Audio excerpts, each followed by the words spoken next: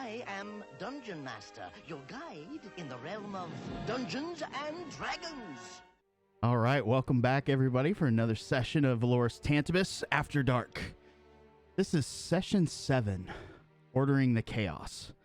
A little recap from last time. Our party started off pretty much in battle. They found their way into a ragtag kind of shanty that quickly turned into an underground dungeon of sorts. All sorts of humanoids were chained up, and after defeating a large, almost zombie-like troll, they found out the purpose. Lunch. Being escorted inside by, a small, unique individual, a young woman, Lady Amory. She leads them to the Lord of the Manor, Lord Daladin. He, of course, exudes great power over the party and tries to make a barter with them. But, alas, the party, far too moral to fall into such pratfalls, decided best to kind of leave things as they were. Better to walk away as potential allies than leave as enemies. They used this opportunity to make their way over to the east side of the Noble District, where they found a house which they believed had something to do, some way connected with the large man that's been kind of trompsing around town, robbing various banks and such. However, inside they found a very small gnome, very small stature, but great of mind. He called himself Professor Zakul, and he seemed to be well versed in lore and myth, particularly that around Tantibus surrounding areas. Party got some information, perhaps too much, and as they were leaving on the way out, I believe Vic wanted to try to converse with some of the guard dogs outside, and this is where we'll find our party. All right, you have the floor. There's kind of, the 3 guard dogs kind of walking around, the rest of the party kind of walking out towards the gate. Vic, what would you like to do? I'll pull out my stone speaker crystal and expend some charges to cast Speak with Animals. Alrighty. They kind of eye you as you're doing your spell. I'm not sure if it's verbal, somatic material. Did you say a scroll? No, it's a crystal. A crystal, okay. So you do your incantations. Spell takes effect. 2 of the dogs are kind of eyeing you curiously. The other one seems to be lost in thought, just kind of looking over at Phaley. Now, which one of you is the best boy? Kind of the larger of the group, maybe the alpha, kind of eyes you, takes a few steps forward, still about 10 feet away, kind of sniffs the air. What do you mean, best boy? Well, I'm sure you're all good boys, but which one of you is the best boy? That would be me. The rest of the party, you just hear, yip, yip. Probably not unusual for me, even without the spell. Right? You have peculiar smell about you. What do you want? I was hoping for some information. You seem to be very good at your job of guarding the house. I will not tell you where it's buried. Anything. Oh no, I don't mean to intrude on your territory at all.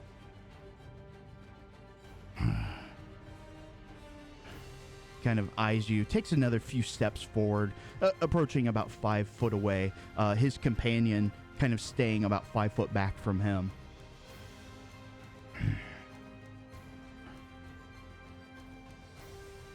I was wondering if you'd seen any particularly large folk, much larger than us, moving about throughout the area, especially late at night. Late at night, we mostly sleep, but there has been a foul air circling about. And he kind of takes a big whiff. It is not present, but its stink still lingers. The other dog, I saw something once. It was big and green. I dared not attack it. Why didn't you tell me this? I am sorry. It came and went so quickly. You were sleeping so soundly, I did not want to disturb you. and he starts kind of licking himself. You say it came and went. Where did it go? I don't know. I didn't see it. I just found a bush and stayed out of sight. But the smell, yes, the smell remained the same. What was the smell, by chance, if you could describe it? The medium-sized one, the other one that apparently had seen the creature, kind of trots up to you, a little apprehensive at first, but starts to kind of sniff around your pouch. It smelled like those small metal discs. Ah, coins. I'll pull out a gold coin like this. No, not like that.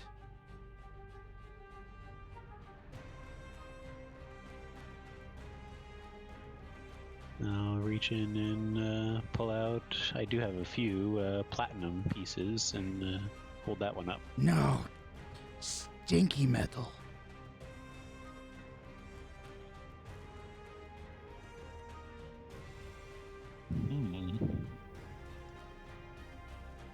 Try a copper piece.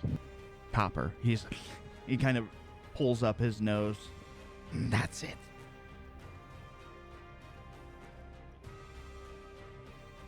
That's curious. You'd Follow think the he'd be scent, getting you'll bigger find it. hauls. Follow that scent. That's good advice. Hopefully we can put it to use. At this time, the alpha dog kind of barks over at the dog approaching Phaley. Essentially, get back over here. Next time, you bring us tribute. I'll ask the rest of my party if they have any dried rations. I don't think I have any on me. I'm sure Phaley has something to eat hidden somewhere. Maybe. Spread some Probably do. old chicken bones. Tucked behind her ears. Probably pierced through the ears.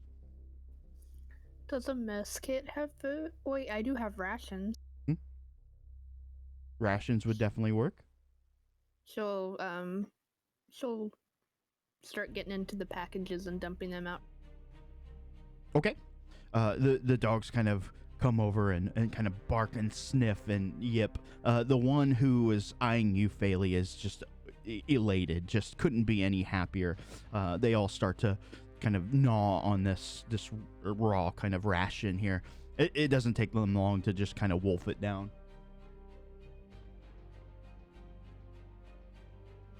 I never like the stuff anyway. The alpha says, Now go. Get off my lawn.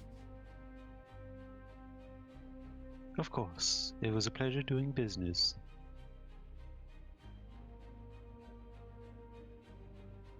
all right, And what? I'll rejoin my party and inform them that this giant fellow seems to reek of copper.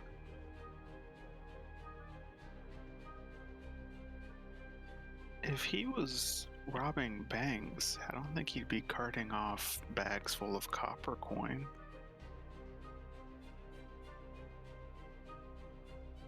You know, it does beg the question, if this is a nobleman that's been doing this, or somebody that lives in the noble district anyway, perhaps they're not doing it for the coin, perhaps they need the copper for something.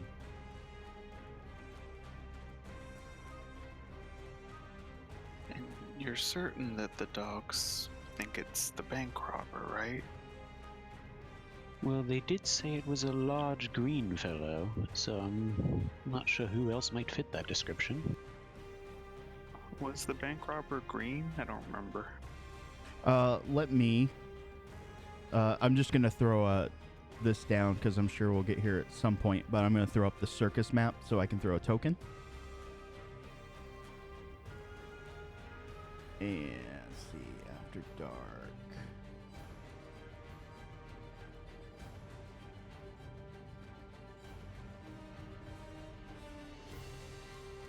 And y'all should see that giant token. Yep.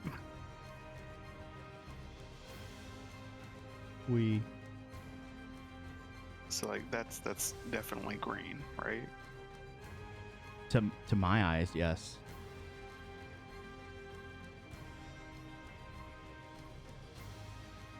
Alrighty. I just couldn't help but wonder. I mean, there are other things that smell coppery, you know. It's true, but the dog did seem to respond particularly to the scent of the copper coin I showed him.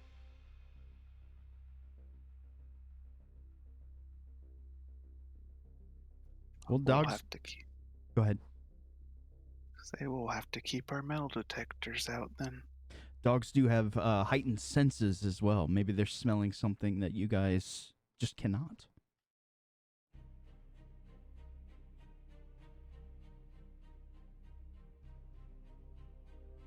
What was our next destination? I suppose for now we should head back and perhaps take a look at these items finally. It has been quite a while since you've had any respite.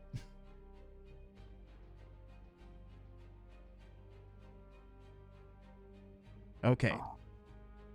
Go ahead. Perhaps bed and then Kiev's in the morning?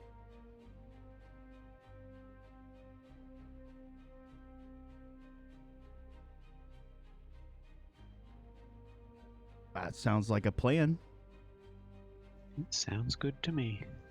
Rousing consensus. That's right.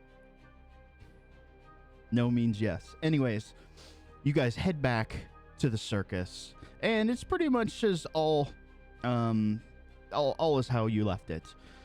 You get back, you're able to kind of rest up, truly get, some really good sleep, something that hasn't happened in a long time. And morning comes. Did you guys want to take time to identify those items? Gonna see if Kiev can do it for you.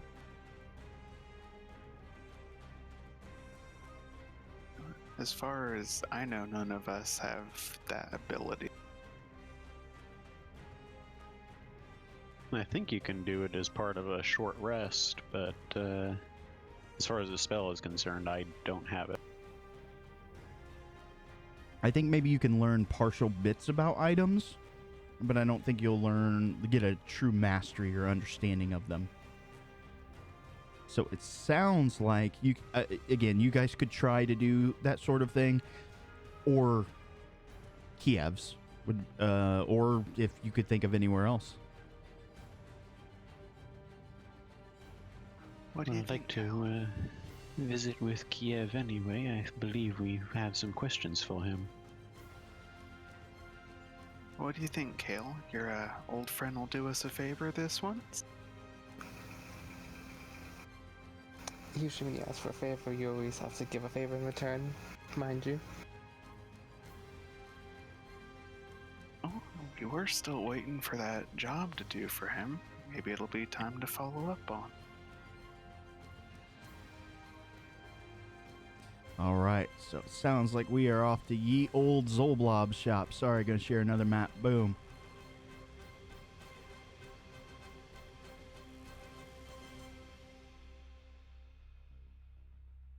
Or it helps if I click the button. There we go.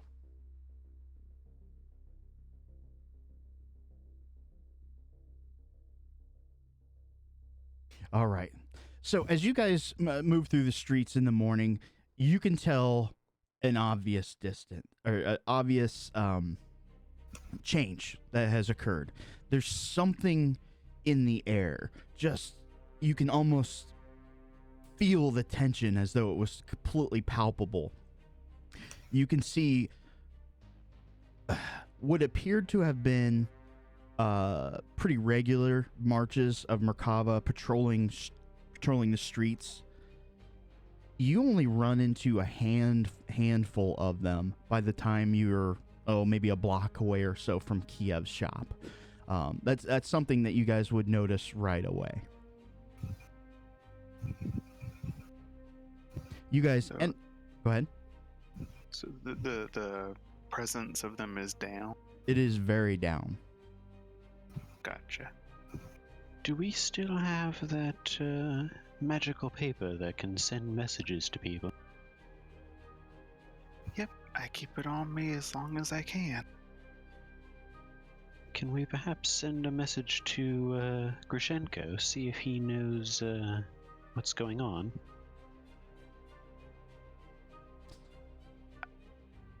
You could You're gonna say certainly something? try. Yeah, we could always make an attempt. I mean, better you than me talking to the cons. If you remember, Kiev unceremoniously had to come visit you because something was tampering with messaging magics. Well, in the worst case, we can always try to reach out to him the old-fashioned way. He's certainly turned a blind eye to us before, so I don't believe he'd be opposed to our assistance if something's wrong. All right, if somebody wishes to write a message, go ahead and put it in the doobly-doo. And we'll move forward. As you guys enter Kiev's shop, of course, you know, the stuffed figure lights up and dances. It's still, I imagine, pretty early in the morning. Not much in the way of customers, but he's bright and chipper, as always, as soon as you walk into a shop. Oh, hello, good friends! It has been a long time since I've seen you. Nice to see you're still alive and well, Kiev. Kiev always survives. I dare say you must know something's going on. Are we missing a parade? A parade? No. Though I would not be poking around the noble quarter. So their attention has been drawn there, has it? He kind of eyes you. You don't know, do you? Oh, I'm afraid we've been asleep a while. Did that many birds fly during the night? When a shot like that goes off, it resonates throughout the city. He almost looks down, as sullen as he can. I cannot believe you had not heard. The Primor is dead.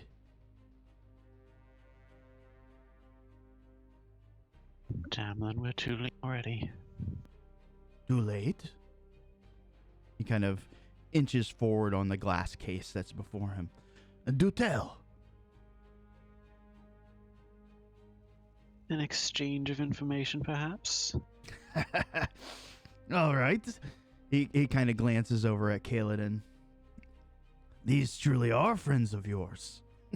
You warned them, didn't you? Of course. That is why I like you. Yes, these terms are agreeable. What is it that you want?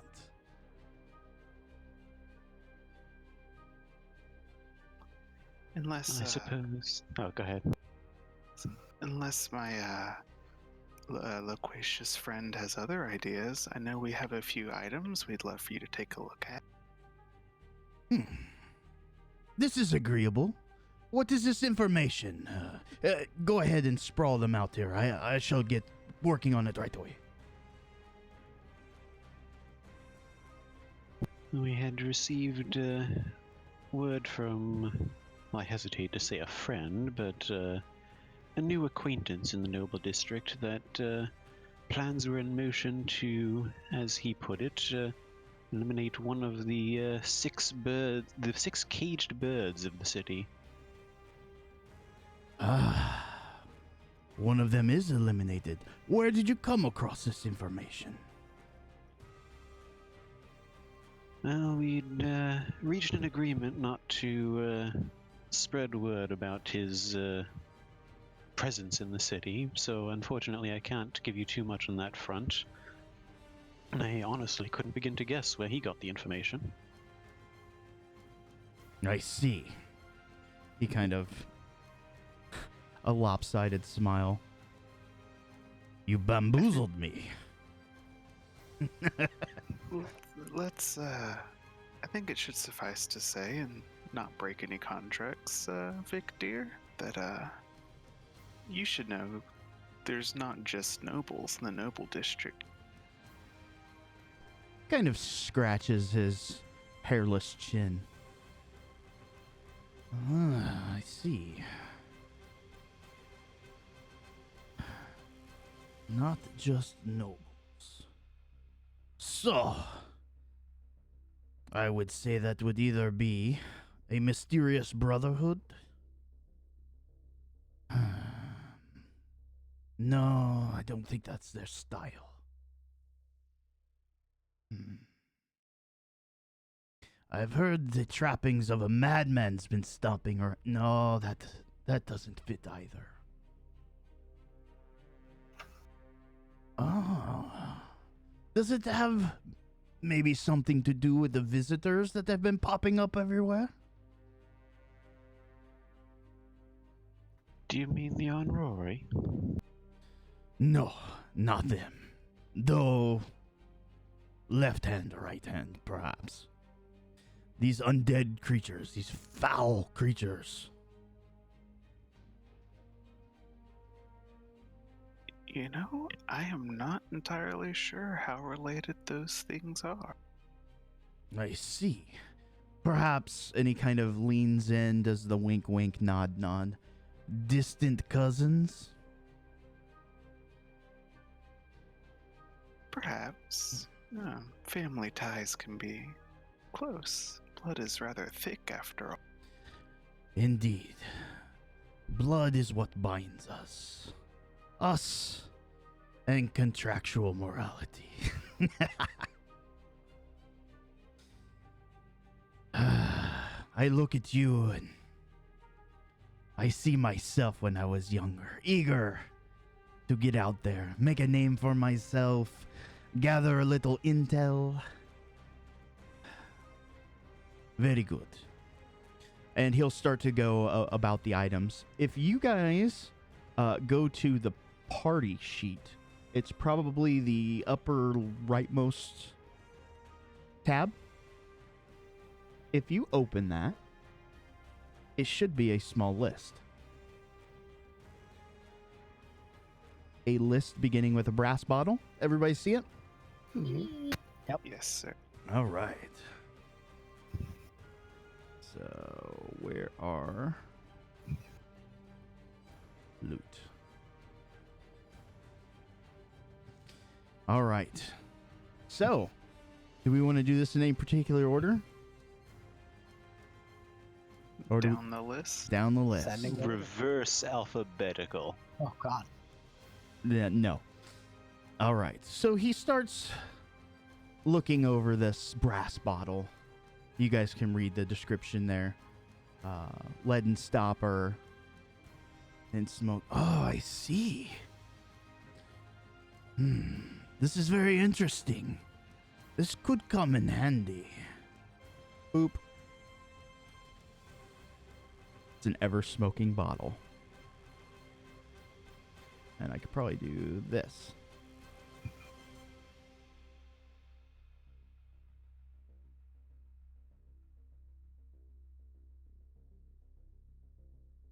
Can you all see that? Yes. Okay. I see it in the chat. Yeah. Oh. Again, you guys can decide on how you want to divvy this up. The next item, he starts to finger a very fine ring. And that would be... not that one. This one. This ring looks fancy. He kind of eyes it for a moment. Oh. We were speaking of blood earlier. How it binds us. This is part of a set. Mutual shared suffering.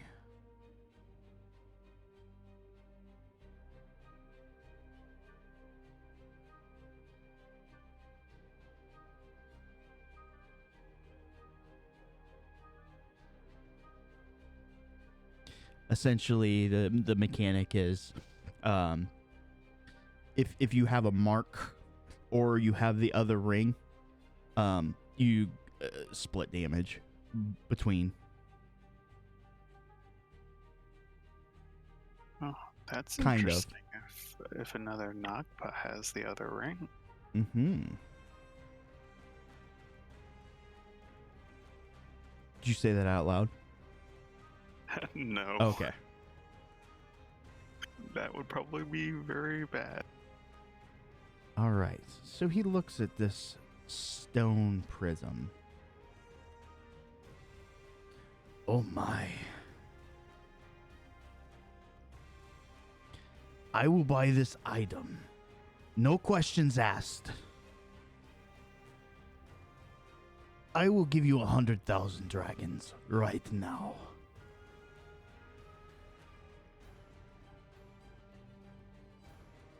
He doesn't tell you what it does, but he seems to want it.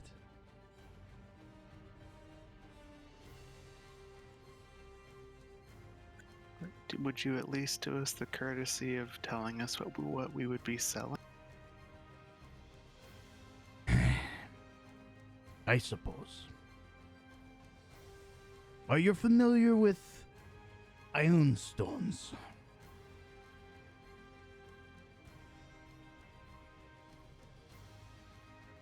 Not entirely. Okay. Anybody proficient in Arcana could make a roll.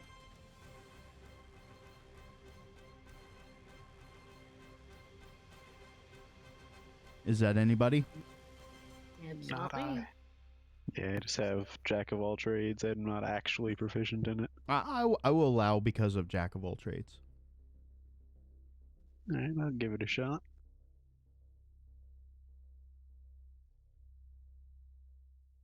Hey! Hey, It's a good You- shot. yeah, you have heard of these stones before. Essentially, they're highly focused magic. They almost become one with the wearer, although they will kind of do a small orbit around, and they have tremendous boosting capabilities. This one is a wondrous legendary. Legendary. Legendary. Oh wow, that could be really useful. I'll let you guys go ahead and start fighting. I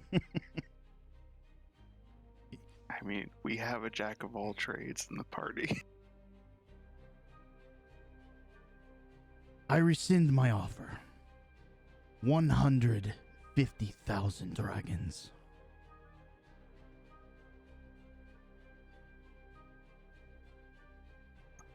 We definitely appreciate the offer, Kiev, but can you let us talk about it first? Yes, of course, and I will look over these other trinkets.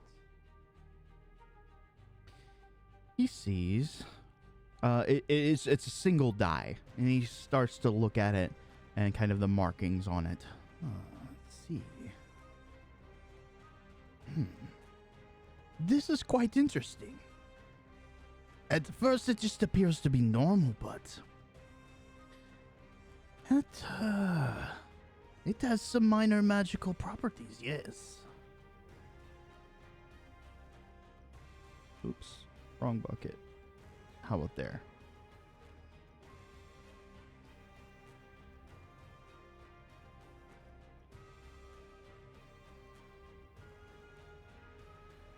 I was gonna die laughing if it was the chance die from Sorcerer's Rand. No, nothing quite that good. Again, Don't give that to me. this could be very handy in the right hand.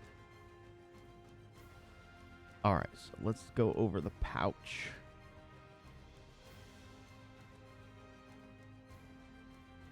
Alright, it's basically like a leather satchel. He'll kind of look it over. Oh. I see. He'll basically describe it to being very similar to like that pad of paper that you guys have. It's a diplomat's pouch. Very convenient for passing information back. Essentially, you drop a letter in the pouch, disappears to the recipient's pouch. That is handy. Indeed. If you needed to spread word quickly amongst a small group, quite handy. Where did you say you got these items? We relieved them from a collector we had a grievance with. A collector? Someone who obviously had been hoarding things that were not theirs.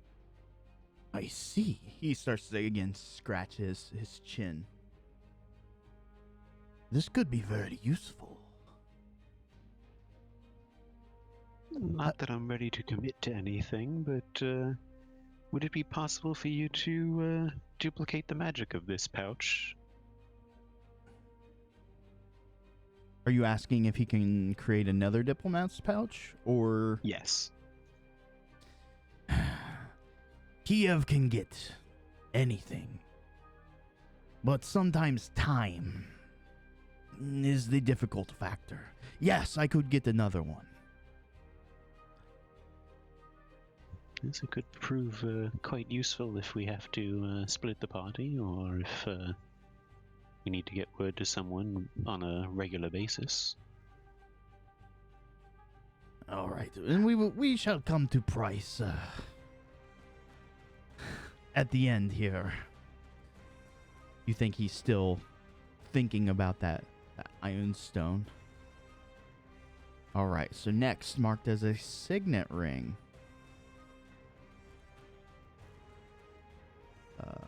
Okay. Solid platinum gold ring with a setting that looks like a small kind of heater shield. Ah, yes.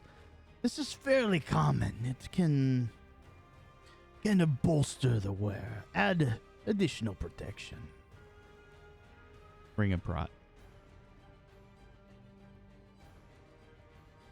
And that brings us to our last item here. This is an interesting staff.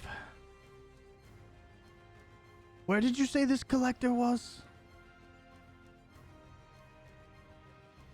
Was would be the operative word.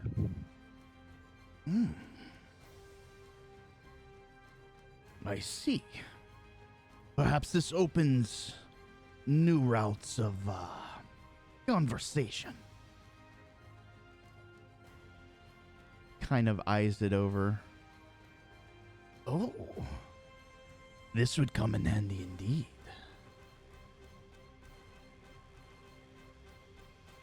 It has a great propensity towards the healing magics.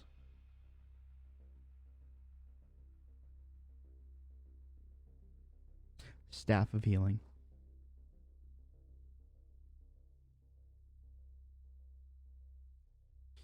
I Now, get the sense with our travels lately that that could prove quite the boon. Boons can be quite powerful, yes. But let us get to brass tack. I want that stone. How much?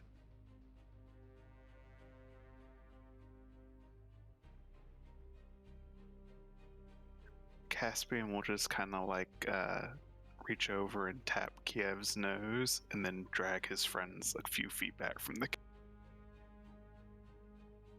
okay. So you guys kind of have a little powwow. Yes, Yeah. I will not disturb you. Let me go check something in the back.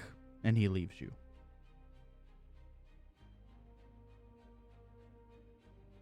Well, what say you, fellows? That is a very interesting stone, but he's offering a lot of gold. Yes, it is a small fortune to be sure, but it would also, not to be greedy about it, but it would also prove a great boon to my abilities. Wouldn't it bring the same amount of money after we use it, though? Just give it to him later. Well, I do dare say that once you've gotten used to that kind of power, it would be rather hard to give it up.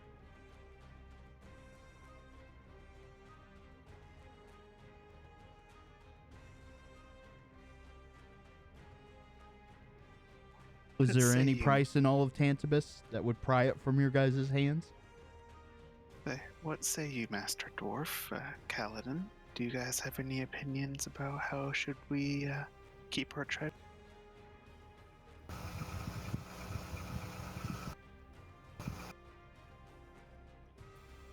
The spoils of your journey before my arrival is something that would probably be best handled by yourselves. Though my opinion would be that if we were to part with it, he would be in our favor.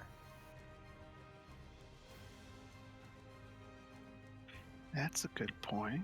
Perhaps more valuable than all the gold in this store is perhaps him owing us more of a favor. You would think that Kiev would be the person. He deals in more than just antiquities and money. In fact, how does he have so much power and sway?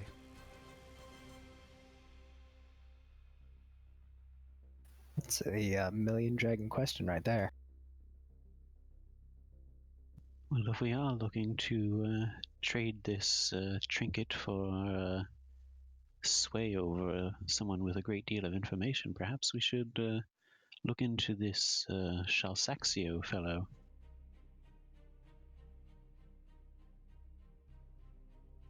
Meta Pigeon, that's the Order of the Eye person? Yes.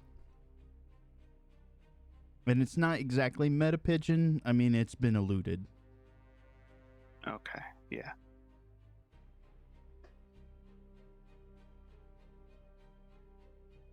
I think we all know who has their eyes on the stone the most. Vic, are you willing to part with it, or must you simply have? If the price is right, I suppose I'd be willing to part with it, but I don't know that gold is really all that important at the moment. There's nothing we've really been especially poor of.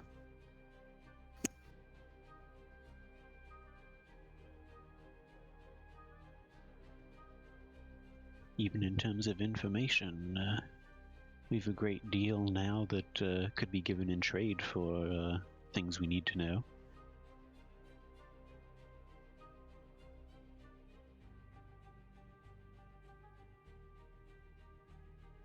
Any objections or other thoughts?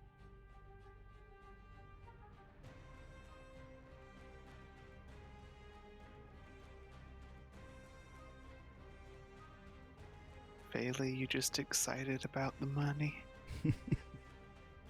Scrooge McDuck your way through all that coin. Oh yeah. Oh, 100%. I feel like there was a Mythbusters that talked about that, and they said if you dove into a pile of gold coins, it would you'd hurt. just crack your head open. Oh yeah.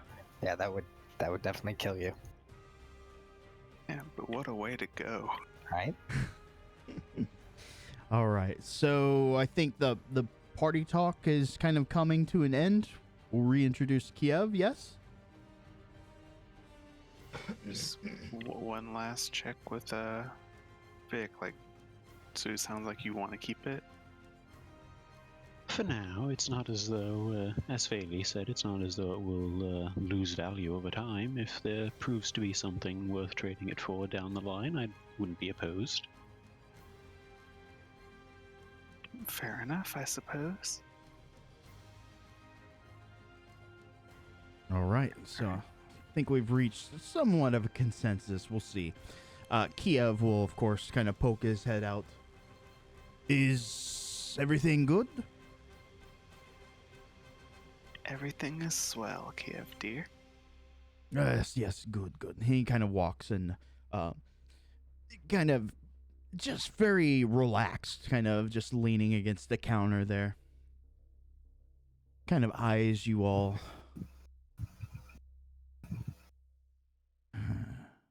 You don't want gold. Well, maybe some of you, but is there anything good old Kiev here can do to sweeten the pot? Land? Titles?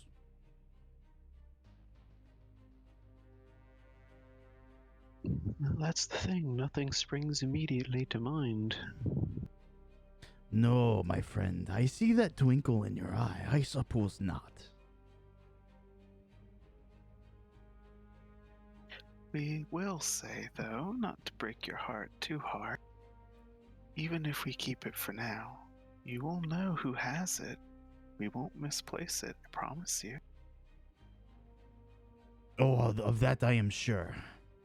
I imagine many eyes will be upon you. He kind of looks at you. That is not a threat. Just a cautionary warning amongst friends. Oh yes, I'm sure if I was able to ascertain roughly what it could do, I'm sure people of expertise more like yourself would be quite eager to attain it, seeing it orbiting around my head.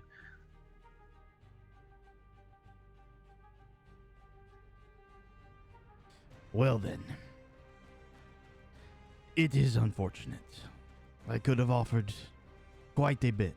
The offer still stands, if you ever change your mind. Is there anything else old Kiev can do for you? Perhaps we can come to another arrangement. There is one other thing I would be willing to work in trade for. Yes, what is it? Speak your mind. You had mentioned in our last visit to your store that you had an interest in somebody going out to investigate a rundown building in the Quarter of Salt, correct? This is correct. If we were to do this for you, could you perhaps provide us with a name? Interesting. And what sort of name would go along with what this person is?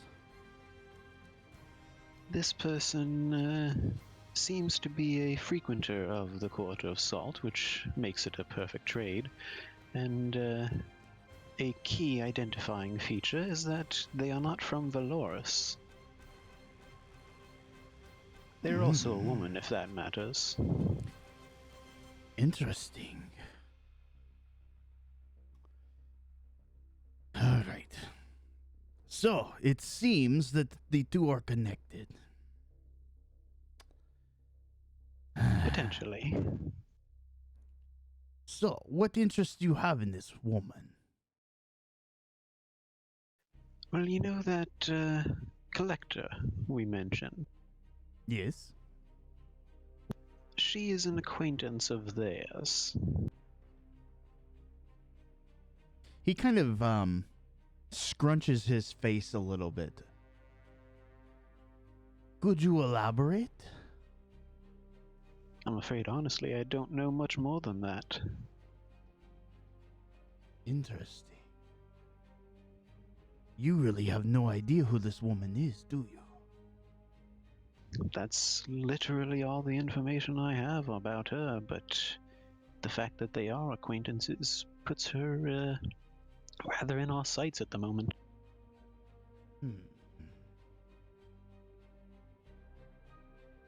I see. We can make a new arrangement. As the place I wanted you to investigate, this woman has indeed taken up residence. Now, let's get to the messy bit. This woman... He tries, you can see on his face that he's thinking of the right word to say. This woman, it seems, is quite powerful from what land she dwells from. And it seems she has made quite an impression on the Viscount.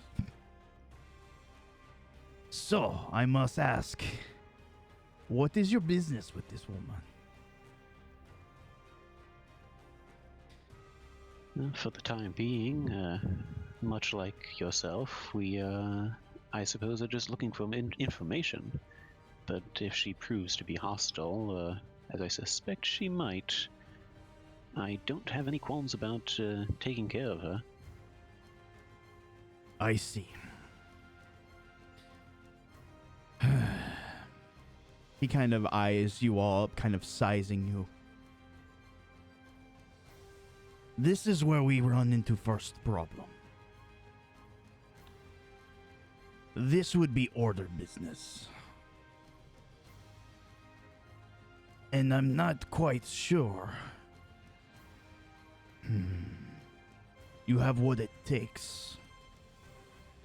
I have a feeling you have some moral entanglements that may compromise such a position. What gives you the impression that our morals are so entangled?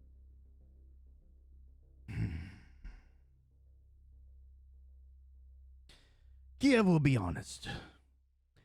You seem like a bunch of good doer little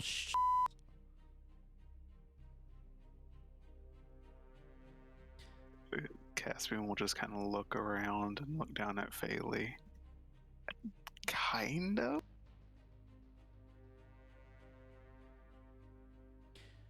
I prefer to do good where I can, but I'm not afraid of drawing blood.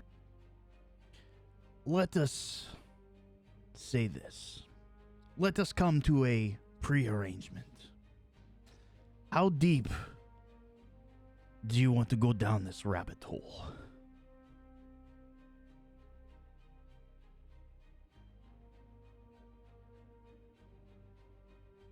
How deep does the hole go, Kiev? Deeper than you will ever want to go.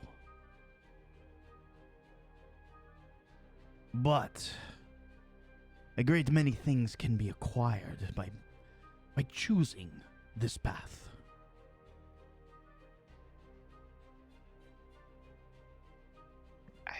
I think I can speak for most of us here that we have made a few enemies recently, which I at least would do just about anything to get back.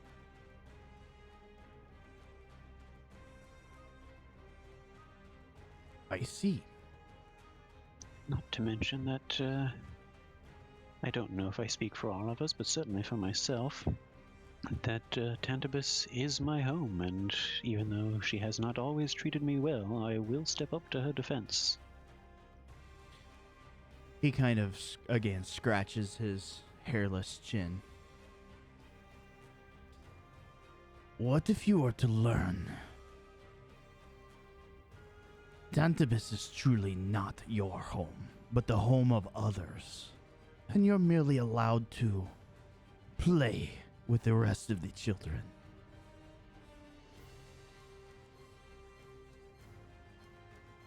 I'm not from here, but I still have a grudge. Even playgrounds need someone to watch over them, make sure the kids don't scratch their knees. Perhaps we can come to an arrangement. However, he eyes the dwarf. Whom do you serve?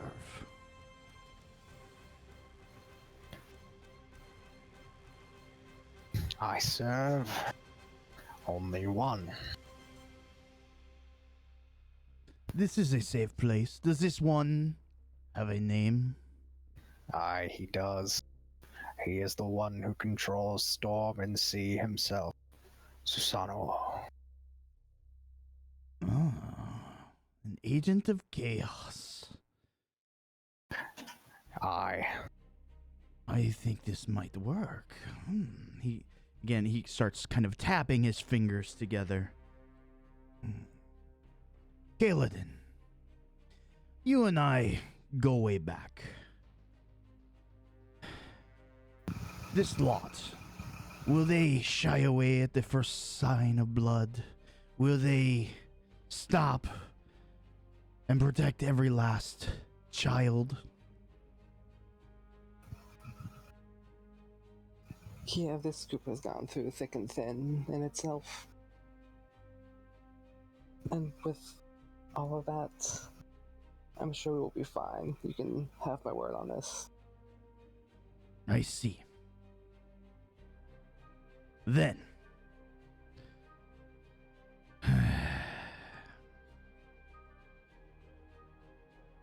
I can indeed bring you into the Order of the Eye.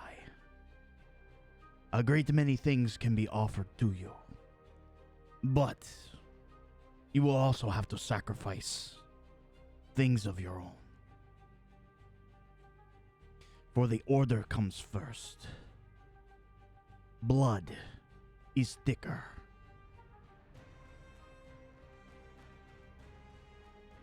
Is this a path you wish to walk down?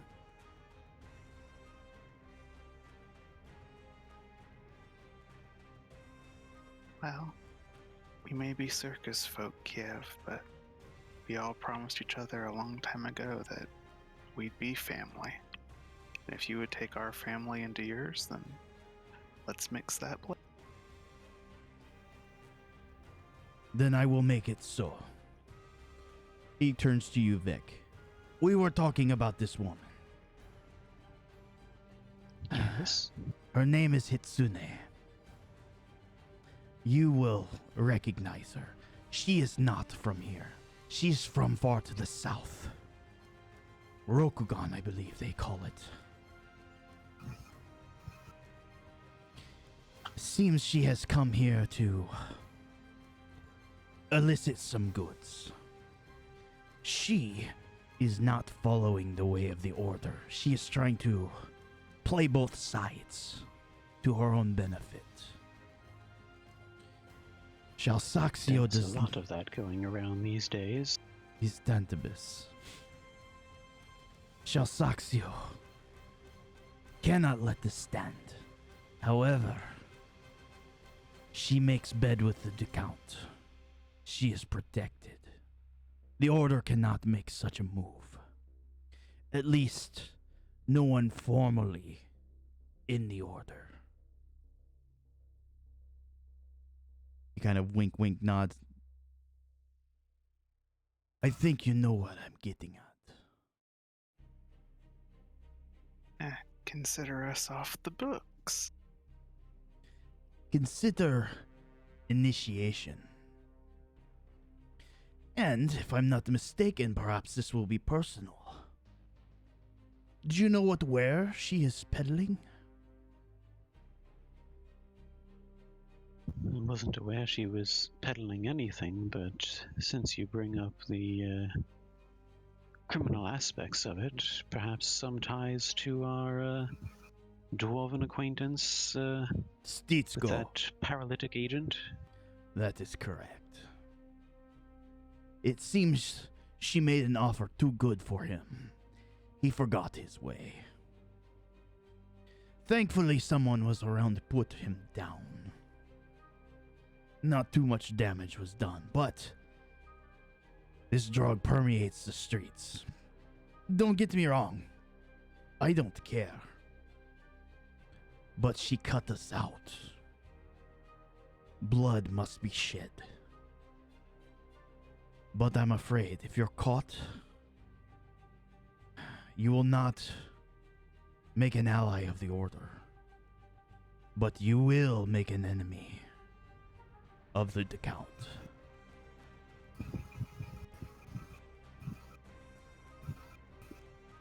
Well, I suspect it would not be possible to continue very much longer without choosing sides in this brewing war eventually. And Caspian will elbow Kaladin in the ribs and say, well, we'll just not get caught then. 'Tis a very wise plan. The Merkava are barricading themselves in. I've heard the Clerisy is also preparing for war. But he kind of taps his head. Maybe one side will wait it out. They'll weaken each other. Prime for striking.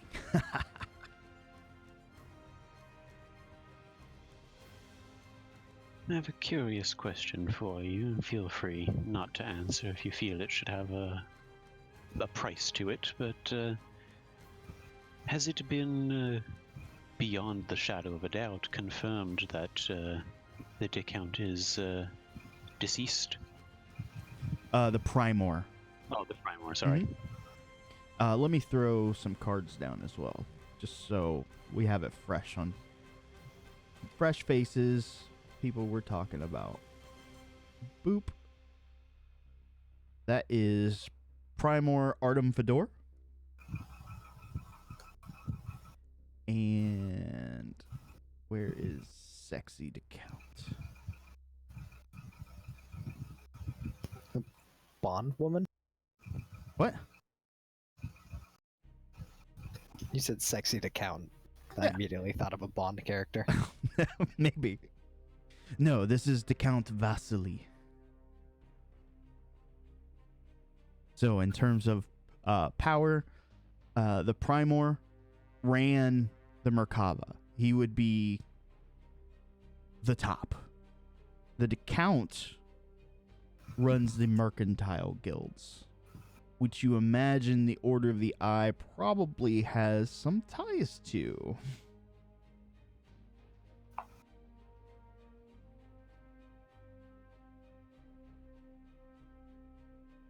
And both of these are the partners to the brothers that we think are vampires. That is correct. And I can do some more.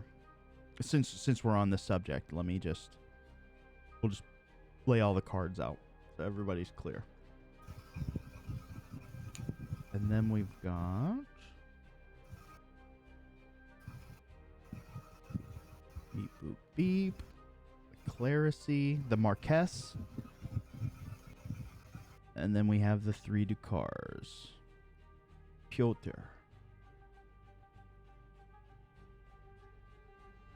And 1 second.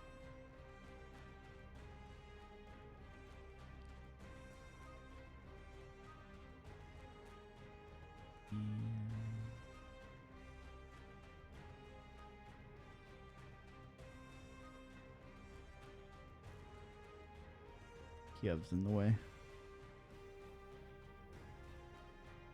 Kazmir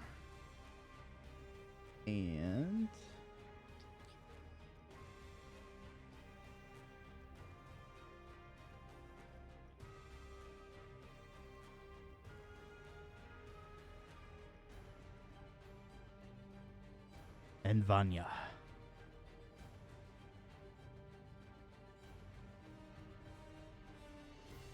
These 6 individuals make up the Tenyo. This guy are dead.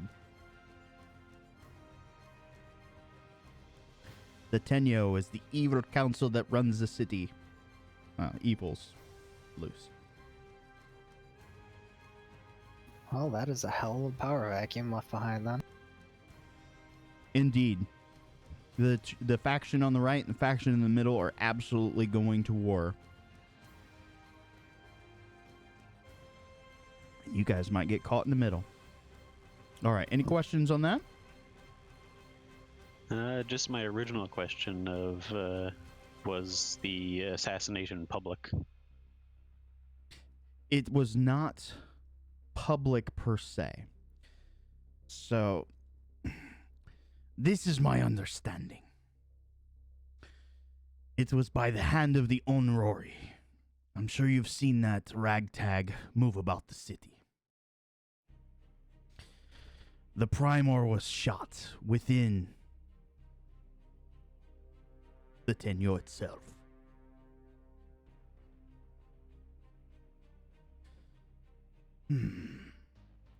We've had some bad exchanges with the Onroy.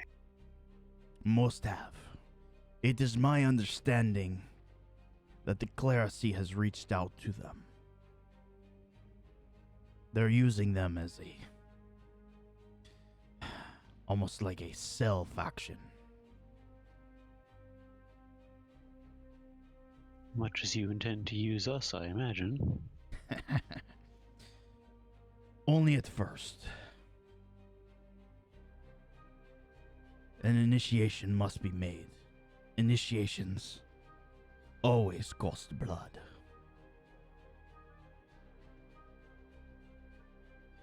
I do not blame you if you wish to back out, but if you do, it must be now.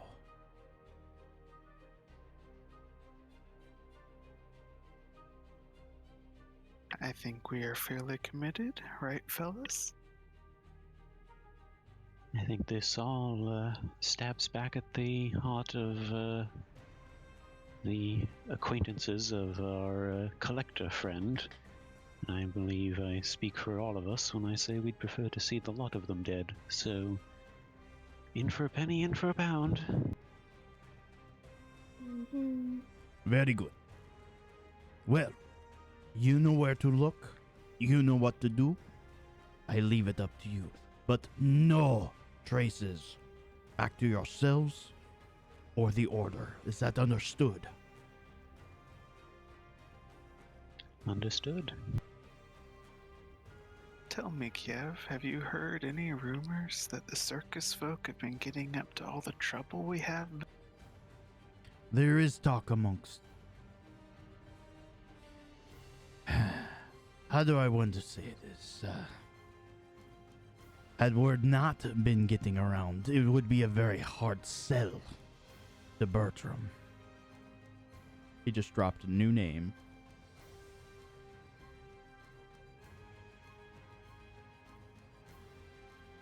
Caspian will kind of cuss under his breath and then say, well, we'll get better at the not leaving strings.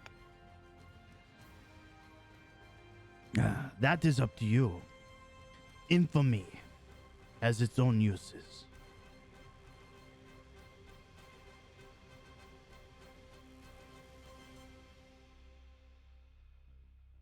All right, if you guys have nothing else, you know at least a path that you can take.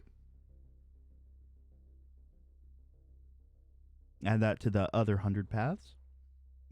But this path, you believe, will ultimately lead you to Shelsaxio.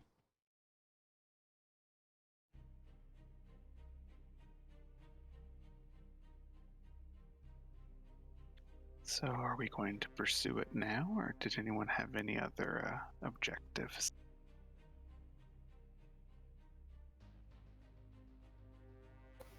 say now is the time to strike.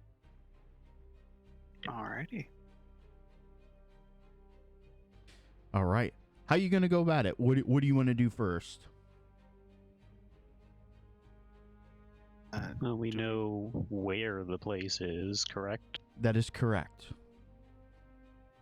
Should we scope it out first? See if we pick up a pattern of comings and goings? Probably be for the best of attempting to do this quietly. A lot of our members are pretty good at sneaking around. That is true. And I'm not especially adept at sneaking, but I am very good at blending in. Close enough. Aren't you like proficient in stealth, Phaley? I want to say Yeah. you are. You're the only barbarian in the world that's good at stealth. Well, it's quite a shock to those who suddenly see a raging barbarian 2 feet in front of them out of nowhere. When you say 2 feet, is that like length or is that height? Height. I was thinking that same thing. It's already too late. At that point, you have lost your shins. Indeed. All right. So you guys decided to go kind of scope the area out. Did we make any decisions on any of this gear? I think we were pretty clear on the Ironstone going to Vic. Yeah, that's about it. Yeah, that'll boost all of my stuff. I think otherwise, correct me if I'm wrong, but I think only Valdurin can use the Staff of Healing.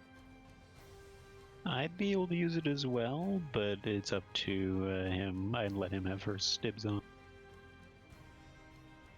I mean, I don't necessarily need it. It would be nice to, I guess, divvy up the healing without having said other person who's not essentially mainly a healer have something that doesn't require them to use their spell slots. Yeah, true. It would also allow you to conserve spell slots, though. Mm-hmm. That is also true. Yep. And you could use other types of spells like buffs instead. Yeah, and I was thinking that lets you be a bit more aggressive too, since you are a slightly more combative domain. Yeah, that is actually a good point. What's the rule on equipping multiple weapons? Do you have a shield? I do. So essentially, you could have one in each hand. That wouldn't be a problem. Your weapon counts as your focus. Okay. Usually it's their shield. I didn't know how he was set up, so that was actually more of a question. I honestly can't. You have remember. Warcaster. I do. The other option is you can, of course, use your weapon and shield, but you would have to stow your weapon and then pull the staff out in combat.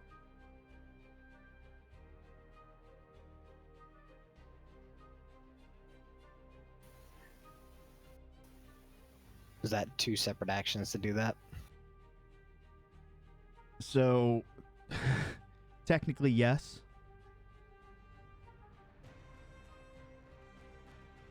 Unless you dropped your weapon. No. I'll make it work. Or you could just use the staff and hit people with it. Yeah, I mean, it is something that you would have to just kind of logistically figure it out. Yeah. I mean, the most obvious route is to forego the shield and have some sort of holy implement put in on your weapon. and you could use that as your focus, right? Unless, or does Warcaster just completely eliminate the need? Let me take a look. I'd have to look at that, but Let's see, you can perform the somatic components of spells even when you have weapons or shields in one or both hands.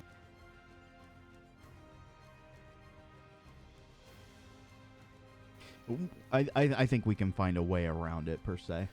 Yeah, Might be difficult at first, but I'll figure something out. we still got like a ring of prot, we got the die, we've got the bottle. What item do you have that boosts your AC, Fairly? Do you have like the bracelet, or do you have a ring? I'm looking.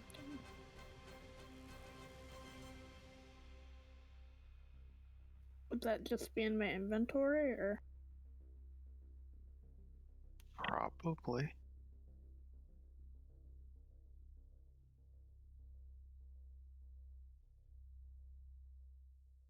I'm not seeing it.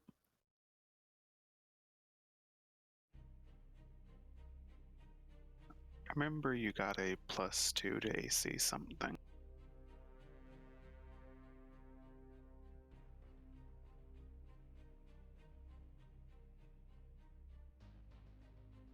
You're gonna have to come back to me because I'm gonna have to find it. That's fine. I was just trying to figure out who to assign things to, but we can certainly do so at a different point.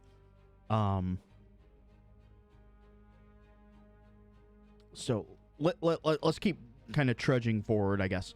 As you guys exit Kiev's shop, he of course, bids you a good day, and you make your way down to the Quarter of Salt, the portside district. You can see the damage that's been caused over here. You can see kind of parts of ships kind of floating within the sea. You can see part of the docks have been destroyed. There are workers out trying to repair these, but work is slow, especially considering over on this side there's just high winds. You can see lightning striking in the distance of the sea. Farther out, it's almost kind of covered in a mist at this point. And a lot of the seafront itself was kind of overrun by water, so there's a lot of flooding damage that's kind of happening that people are trying to alleviate. As you move further down, you can see some people kind of passing back and forth. Merkava's presence over here is almost nil. You'll pass a couple shops and bars, that sort of thing, some local eateries, but the place that you're looking for, it appears to be somewhere kind of nestled between a few different warehouses. When you get close, you do in fact see a ship that's not native here to Valoris. It has a great deal of effort has been placed into the ship. It has like almost a black lacquer like coating on the outside. You can see the sails are set up and highly trim and proper, and almost I don't want to say it's like adorned with runes, but you can see someone has taken great care to put some sort of odd symbol on the ship itself. It's seated outside of a couple warehouses. You can see individuals kind of moving crates back and forth. They appear to be just like deckhands or, just typical laborers.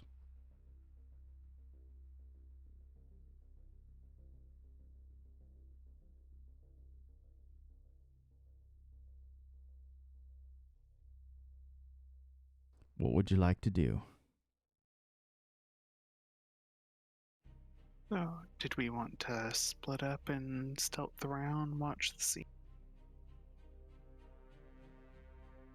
That would probably be wise. Perhaps if I can find a lone target, I may be able to take their place. Would you need anyone's help with that, or are you gonna go off on your own?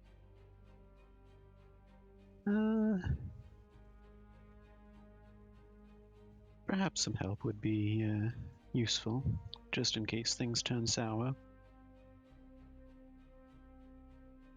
Okay. What's the plan? Just kind of lure somebody away, or strike up a conversation and then wait for other people to leave? Well, I'd be specifically looking for somebody that looks like they may be part of this drug operation. Perception.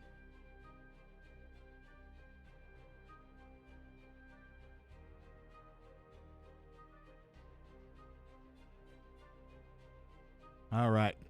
Keen eyes upon you. As you're kind of looking down, you see two individuals that are kind of hefting one of these rather large crates out. They're grabbing it by like these large kind of rope bindings around the side, and they're hefting it up and off. They're very humanoid looking individuals. You do see one other person that's kind of watching them.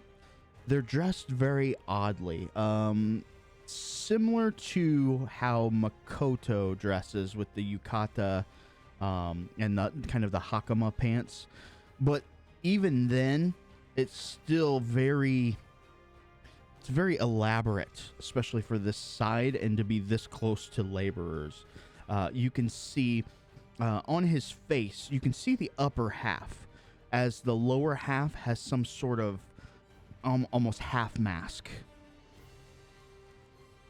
Hair pulled back in a long ponytail, top knot.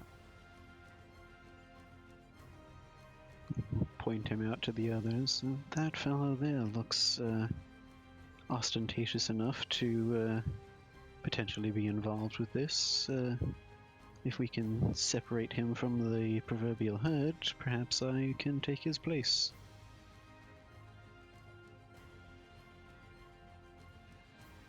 I might be able to get him away, perhaps.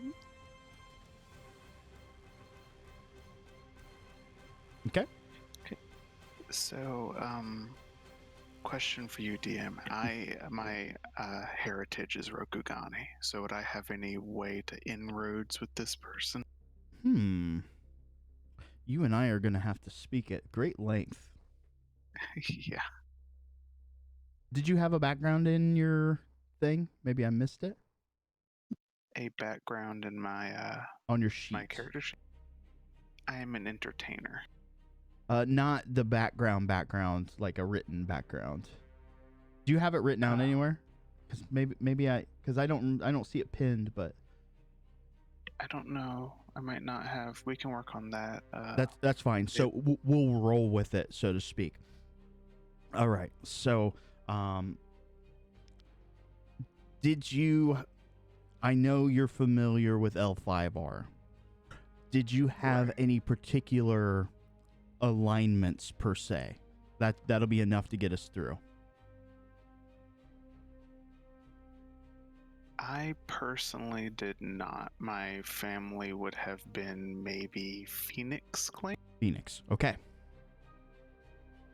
So, and you're kind of first gen Tantibinian, or Right. okay, but your parents would have come from the foreign lands, yes? My mom did, yeah. Your mother did. Perfect. Okay, so from the stories that she spoke, I want you to make me just a wisdom check, throw it in the bucket, unless you have like history or something else that might be more applicable.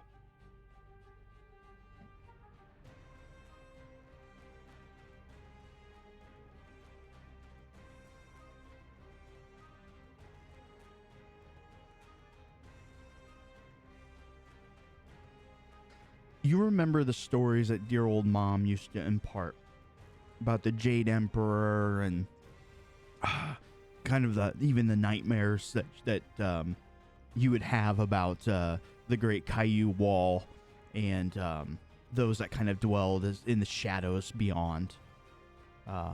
You remember her talking, and the one thing that just keeps ringing in your head is, never trust a scorpion.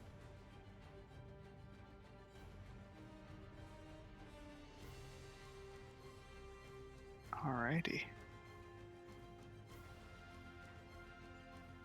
Well, so is this person just kind of hanging out at the docks, you said?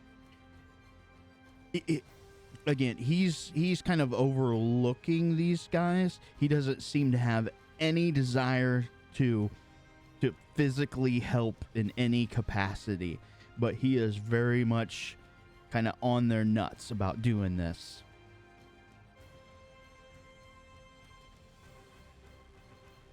Alrighty, well, I'll just try and go up and approach him as affably and charismatically as I can. Okay. As you approach, you can see his kind of dice show there at his side. You can see the great red lacquer mask and his black hair pulled back, kind of shrouding most of his features. The laborers really don't pay you much attention until you get close enough to kind of interrupt him talking to them. And he's very soft spoken, but at the same time kind of authoritarian, demanding sort of a respect. He looks over at you. What do you want? I'll bend over in my best traditional bow that I ever tried to make. And I'll say, excuse me, but might you be from Rokugan? He kind of looks over at the laborers. Back at you. Where do you hail from? Oh, I hail from here. I'm sorry. I'm Tantibinian, but I have some relatives from across the sea. I didn't know if you wanted to talk a bit, if that'd be okay. I see. Did your parents not bestow upon you any sort of manners? Oh, well, sir, they tried to, and I'm afraid they weren't around very long to do much. Sir.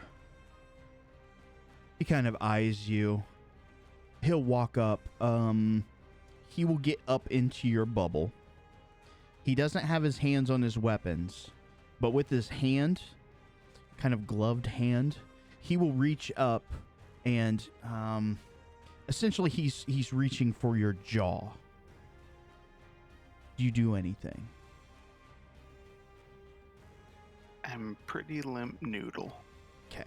He kind of grabs you by the jaw and opens your mouth slightly, and he almost half hunches over, and he's like eyeing the inside.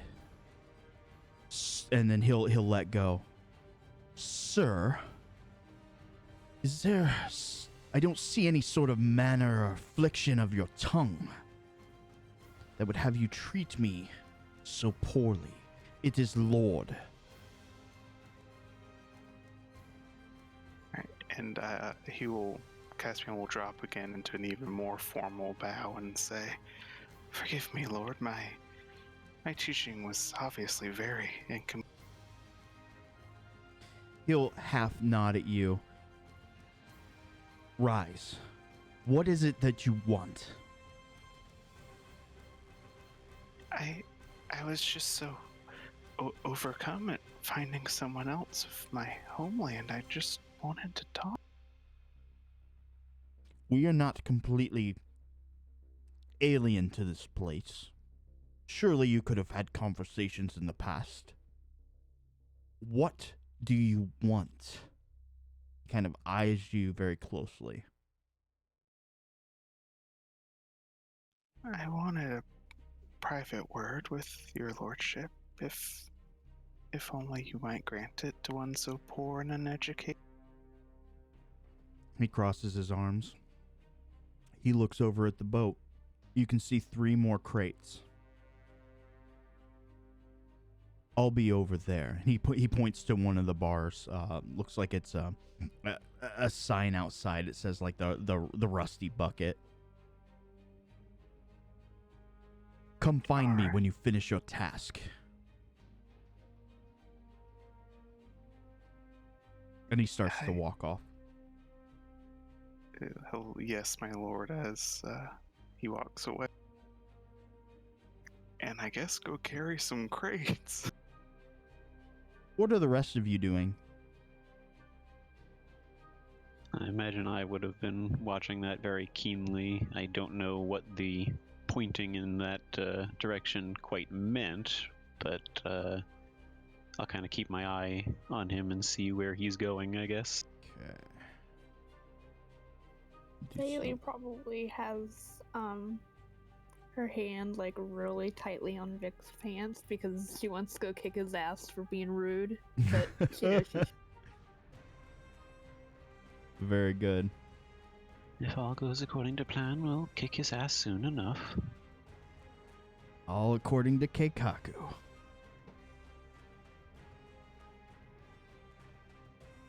Okay, as you're kind of skulking there from the shadows, you see the conversation go down. He walks away. Caspian, of course, is going to be working for the next, maybe half hour or so. I would like to, while I'm kind of working, if I can cast a spell. What sort of spell? Like what components? That It spell? is- yeah, that one. Okay. Because of what's going on, I still need you to make an Arcana check.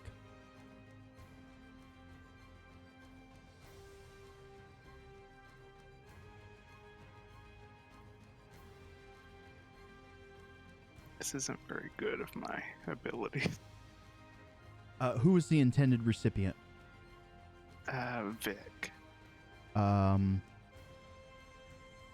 So there's a little bit of a problem with the spell going off. You have 4 words. My face in there. Okay, Vic, you receive the message. Alright, I'm pretty sure I can follow what he meant by that. I'll go ahead and find a little alcove for myself somewhere here and go through the motions of using a disguise kit while I actually just changeling shapeshift to have his appearance in clothes and head off towards that alley. DM was way too stupid to figure this out. All right. What about the other 3? You guys doing anything? And Valdurin is just watching this companion get scolded at. What's taking so long? Why aren't they?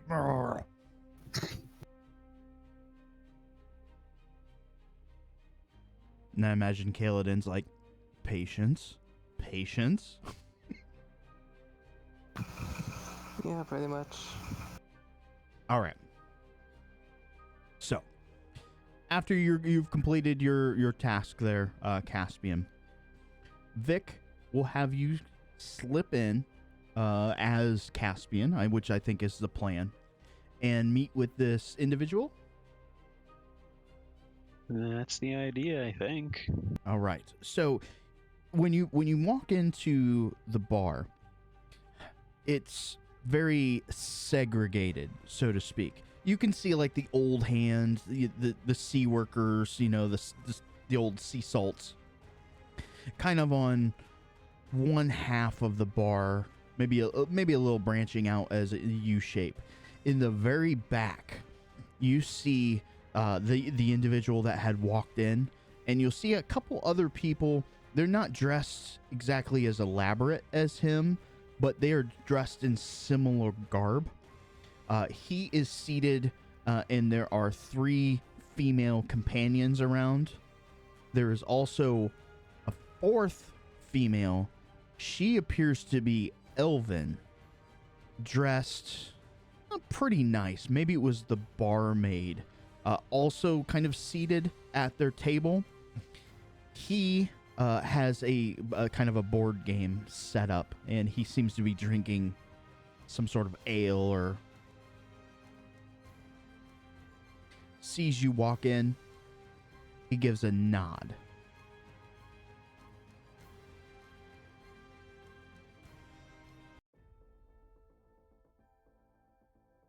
After a moment of kind of surveying the scene, I suppose I'll approach. I won't take a seat just yet, but I'll kind of wait to see what's going to be said first. Is the task complete? Yes. He kind of half cocks his head. Yes. I work fast. I see. Sit. I'll take a seat. What is your name?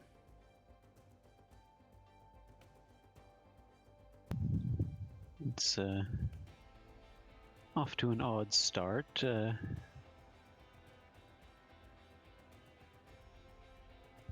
Obviously, I'm not in character taking this long, but I'm trying to think of how I should approach this. Yeah,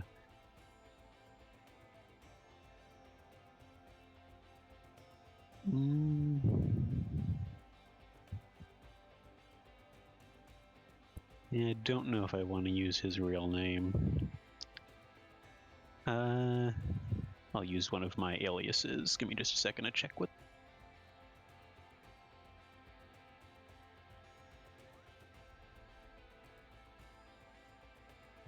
How about Leolos? That is a strange name. What is your family name?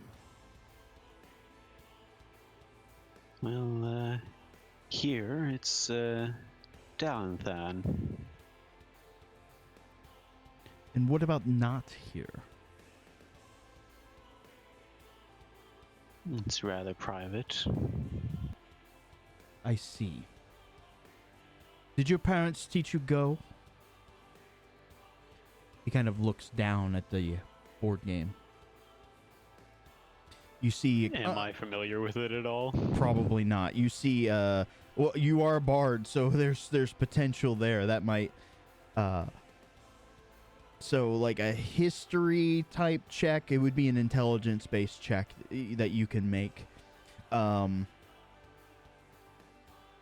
see, it's kind of like a checkerboard type pattern, and you see small little... they're not jewels, but think of like the little counters that people use for Magic the Gathering. Those little things. I can't even think what they're called. You'll see like white and black pieces. And tokens, kind of basically. And with an 18, yes, you've heard of Go.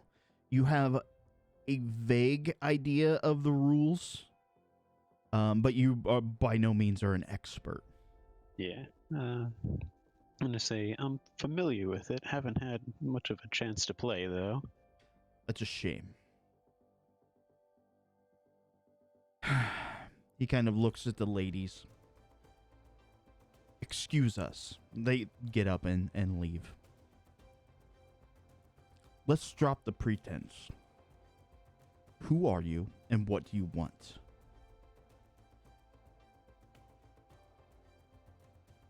I'm afraid I'm not sure what you mean.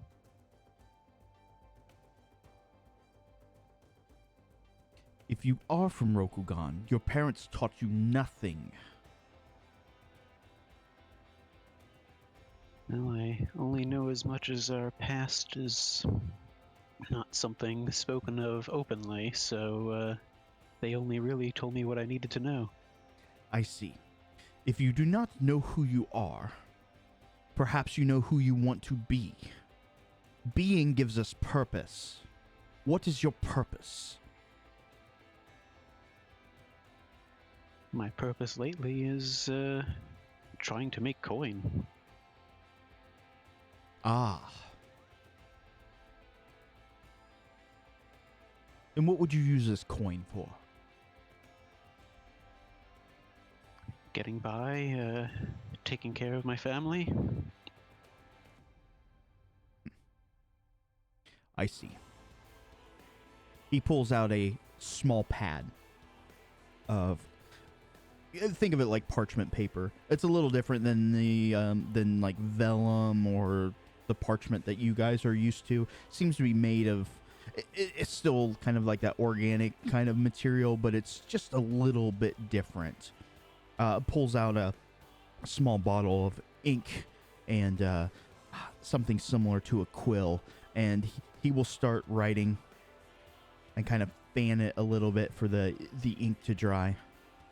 Take this to the dock master. I'll go ahead and take it. Come back to me when you know who you are. And he kind of waves his hand and dismisses you. Waves the girls back over. And I'll head out. Before I do, just for good measure, I'll go ahead and stop by the bar and send a drink. I'll just like leave like 10 gold and say for a drink of his choice. Okay, duly noted.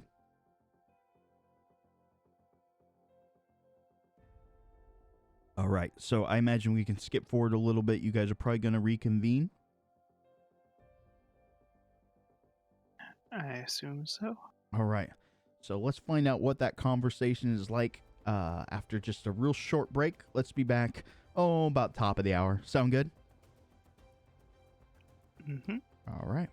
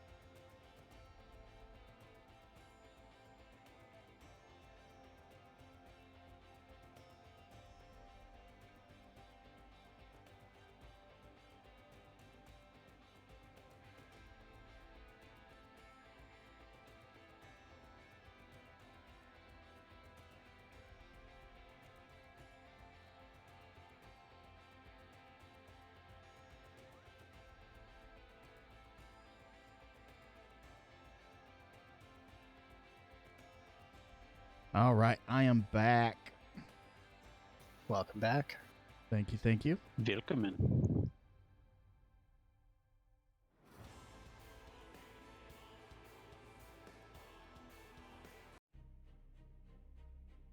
Can I finish a fudgesicle in under a minute? I don't know. Let's see. Go, go, go. Eat, eat, eat, eat, eat, eat.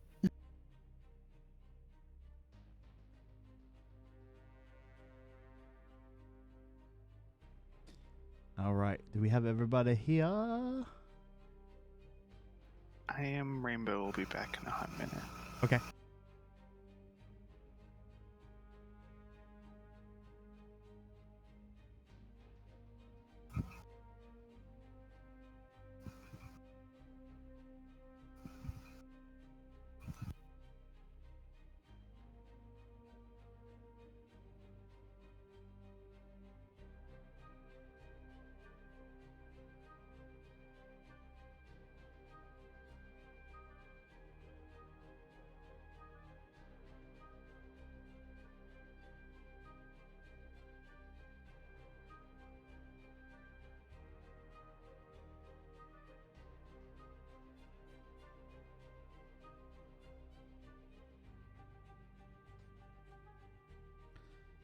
All right. So I imagine you guys reconvene with the other party members standing well off to the side, just staying out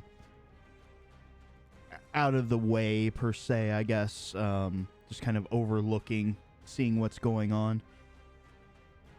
What sort Trying not, Go ahead. trying not to stand out, Like a dwarf in plate mail? pretty much, as much as I possibly can. When you guys do regroup, what's that conversation like? I'd relay the gist of my conversation. Also, what does the note actually say? Do you have comprehend languages? I have a ring of comprehend languages, so I can cast it at will. Okay. It says one thing only. Bayushi.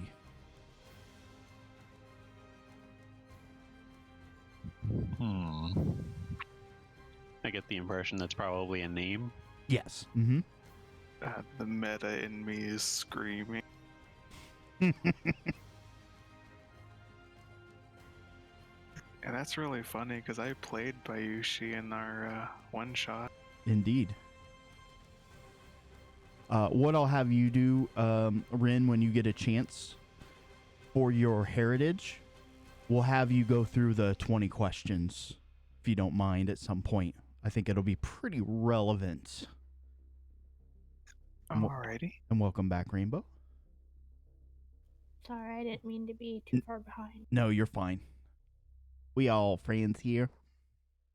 We're on D&D time. So, you guys did meet with this individual. You got a note that says the name Bayushi. He said to give it to kind of the dock head lead there, and presumably for employment. And I'll relay that information to the group. But he did not part with anything. He kept his cards very close to the chest. Mm-hmm. You may also make an insight roll as well. There, Azur. Or Vic. Give it a shot. Blind or just in the tray? How do you want to do it? Yeah, I'll roll it on the tray. Okay. I usually do everything blind. Yeah. Okay, middle of the road. You're pretty certain he absolutely does not trust you. Yeah, I probably would have gleaned that even without the insight check. True, but it's nice when the dice match. True. I'm sorry, Vic, dear. I probably didn't handle that perfectly. I didn't think you'd be so cold.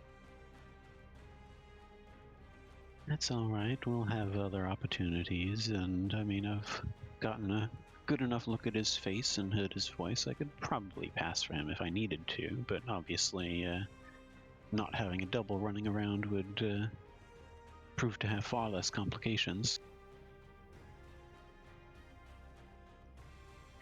I know you probably won't be able to fit us all under this cloak, but do you think the work permit might help us get further into this operation? That would be my understanding, and I tried to make it seem like I was desperate for coin, so perhaps I've come across as a potential hire.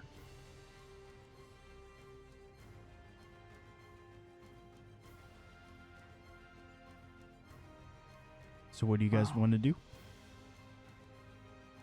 Gonna say, what other avenues are available to us? Kale, Voldurin, you guys know your capabilities better than I.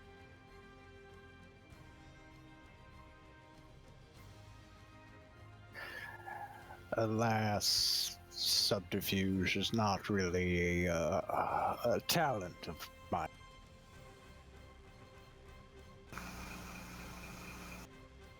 Yeah, just because we are kind of sitting here as a group discussing this, can I keep an eye out, see if it looks like anybody's watching us?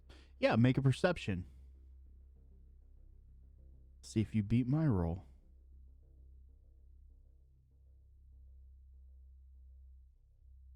All right. You don't really notice any of the dockhands or anybody really paying you too much mind.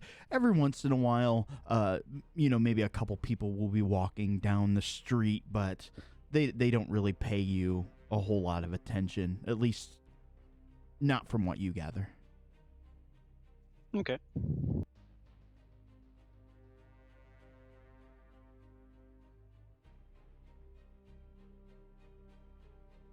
All right. I think perhaps for now, pursuing the job offer is our best way forward.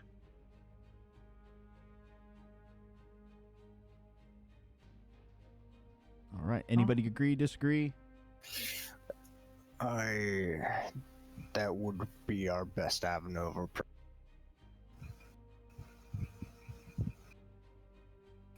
Well, Vic, dear, do you intend to hire up, or should I?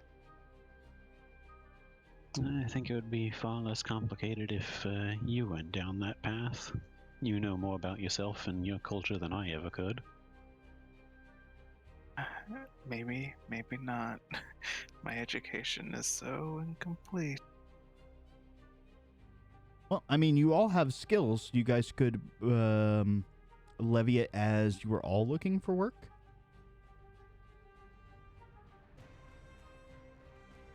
It's not a terrible idea. Yeah. Perhaps you came over after getting the job offer and told your good friends about this new exciting opportunity for us. And at least Faylee can lift 3 times her weight. Only 3? Oh, that sounds like a plan. Do you think you could pass yourself off as a laborer, Voldur? I believe that's within realm of possibility.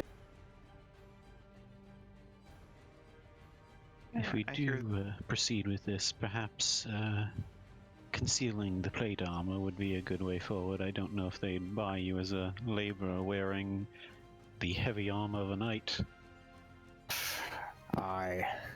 We'd have to find a place to stash it. I wouldn't trust this with really anyone. Well, I have a bag of holding. You can store it in there. Well,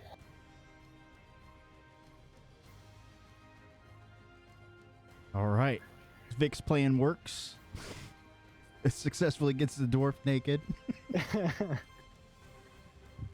Perfect. All according to Keikaku. All right. So I imagine you guys ready yourselves and then head down to dock administration and apply for jobs. Yes? Indeed. yeah. All right. So you kind of maybe ask around, that sort of thing, kind of feel it out. And as you kind of approach that building, it's not incredibly far from where you're at now. You'll see, several people just kind of milling about. There is a gnome kind of sitting behind the counter and is conversing with people. There's a few people in queue. Eventually, you guys get up to the front, and the gnome says, "What do you want?" Excuse me, sir. I have a note here. I was given and told to take to you. Well, out with it. I'll hand over the Bayushi scribble.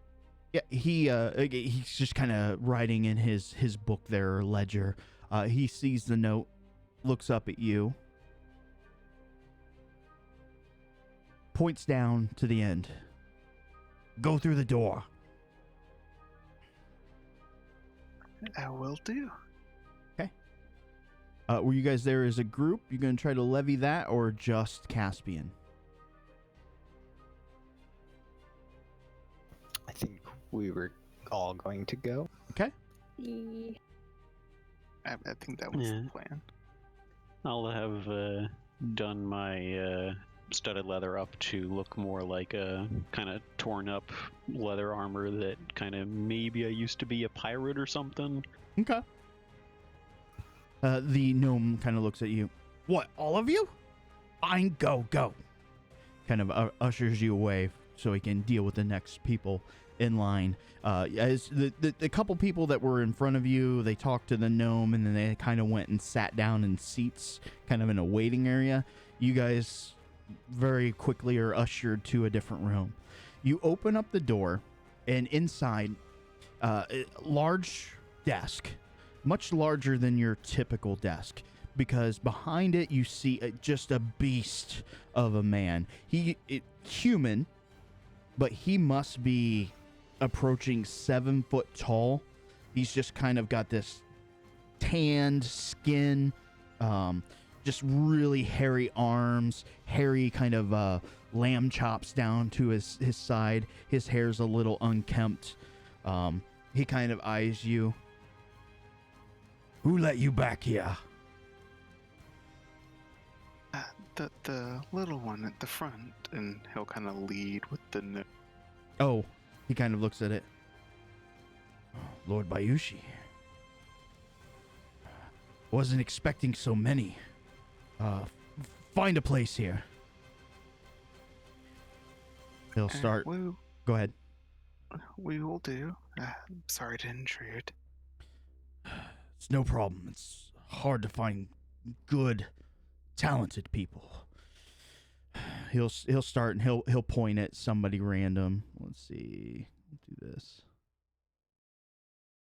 He points to Kaladin. Name? It is Tag. All right. Any special skills of note? Just a hard worker looking for some coin. All right. Before I forget, I would have also relayed the name change to Caspian. Okay. He'll point to the dwarf. Name? You can call me Gotrek. Strong name. No. He's like, are you related? No, never mind. Skills? I'm quite strong. I have that going for me. Yes, and quite the talker. Yes. What about you, little one? Points at Faley. Mouse. I never quite could understand goblins. Skills? I'm really strong. Yes, I'm sure you are. He points over to Vic. Name? You can call me Shava. Any special skills of note? I know my way around a boat. kind of nods his head, writes, "What about you, Goldilocks?" I am Leolos, and as for skills, suffice it to say I'm very adaptable, and I know a little bit of sorcery. Oh, I see. Very good. Any of you ever done any guard duty before?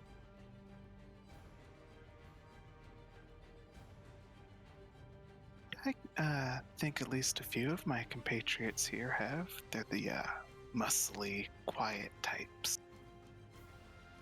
I've done a bit of the opposite of guard duty, if you catch my meaning, but suppose it's not that much different.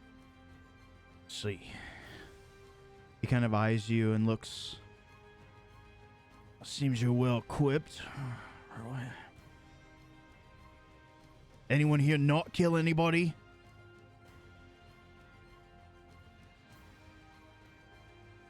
Just kind of give a knowing wink. Kind of eyes you all. All right.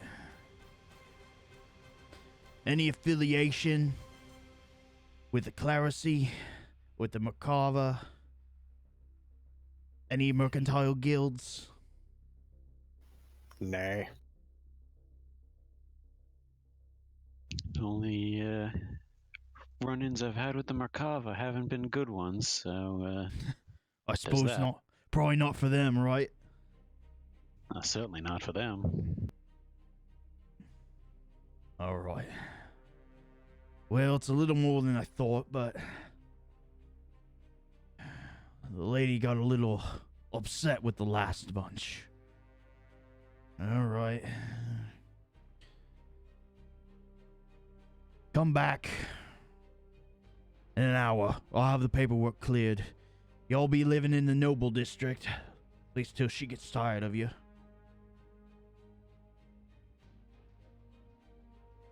Understood. Caspian will whistle. Whew, we're gonna have nice quarters. Yeah, but don't be stealing nothing. Don't say anything stupid. In fact, probably just don't say anything at all. Even I know not to bite the hand that feeds me. Good. Y'all do just fine. I'll have the paperwork done here in about an hour or so. There's a little place, what was it called? Rusty Anchor. Yeah, that's what it was. They have pretty good sandwiches. Oh, we will go and have a sandwich. He doesn't say sandwich, just they have pretty good meals there. He recommends it. Looks like some of you could put a little meat on your bones.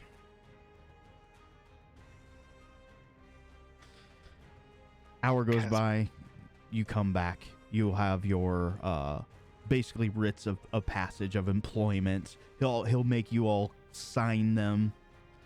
He will give you your honorary passes into the Noble District. Now, I have to say this. Seems there's a lot going on up there. That's what they tell me. I wouldn't go picking no fights with any Macabre. They're a bit like a hornet's nest, if you know what I mean. Yeah, I've noticed the lack of them anywhere else around the city, so that stands to reason. Yeah, so I wouldn't rile them up. Anything I should note? Next of kin?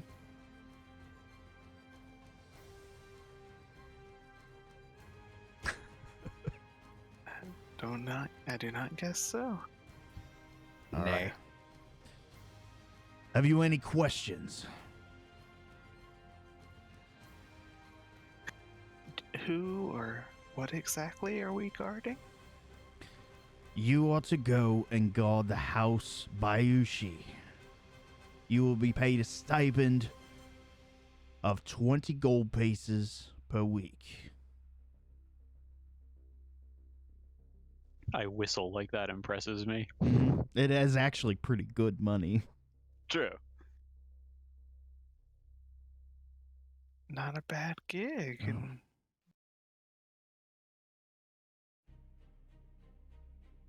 There are no more questions? Get out. What did the last group of guards do to offend the lady? He starts flipping through a notepad here.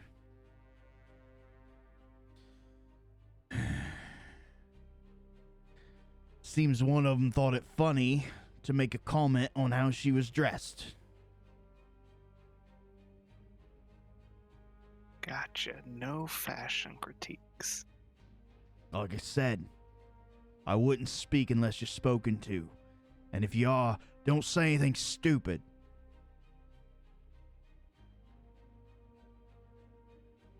Sounds like a plan. I'll leave you to it. I'd report right away. He hands you all your documentation per se, and then he hands you another piece. He goes over and gets some wax, drips it, and then just puts a big seal on it.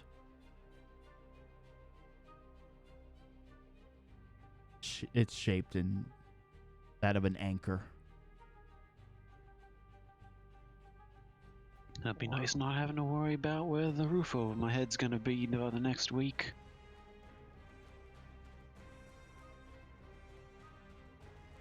All right, Let's go on, gentlemen. you guys. Hey. Hey. And gentle mouse. All right, you guys travel through the city again. The presence of Merkava is very scarce. When you get up to the Noble District, you immediately find out why. Merkava are just swarming, particularly around the Tenyo. You can see that they've set the battlements like they're entrenched for siege warfare. You can see trees, lumber have brought in and sharpened sharp spikes to prevent charging from either cavalry or troop. You can see what appears to be cannons fashioned that of on a galleon have been placed on kind of encampments and facing away from the Tenyo. If anything were to strike, you imagine that would cause some severe damage. All of this in the span of about a day. It is not complete. There's lots of people working on this, however. However, this is not your destination. Over towards kind of the northwest side, you find the manor that you are looking for. It is of a traditional kind of Tantibinian design. It is a large 3-story mansion, essentially. You can see groups of people kind of moving in and about. Some are kind of trimming the hedges, the topiaries. Some of them are just doing lawn work, gardening, planting flowers, just tending to things. As you guys approach the gate, there are 2 guards posted there. These guards are unlike just about anything that you've seen. They are wearing lacquered, kind of lamellar armor, covered in cloth, almost a blood red, little bit of black and gold accents. You can see that their hair is pulled up in a knot, and they're all adorned with that kind of red lacquered half mask covering their lower half of their face. They immediately stop you when you approach the gate.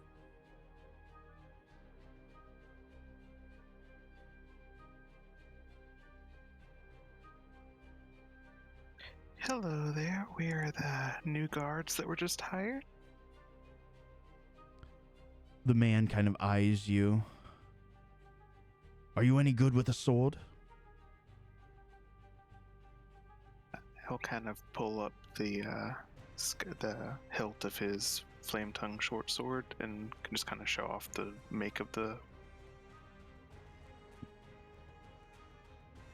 The other one will say, well, at least he knows a good blacksmith.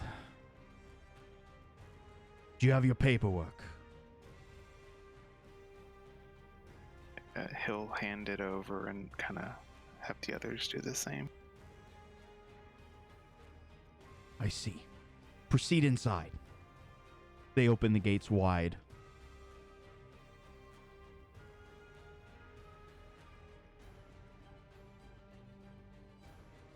No turning back now, guys.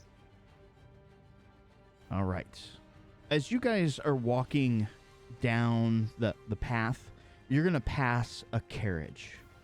And inside the carriage is going to be someone that you have not seen before, but you just get that general kind of sense and presence. The carriage is just absolutely immaculate. Kind of two white stallions kind of pulling it. Inside, you can see a red-skinned tiefling. It does not stop. It continues forward. As you guys approach the main house, 2 more guards are there. They instantly ask for your paperwork. Hand them our paperwork then.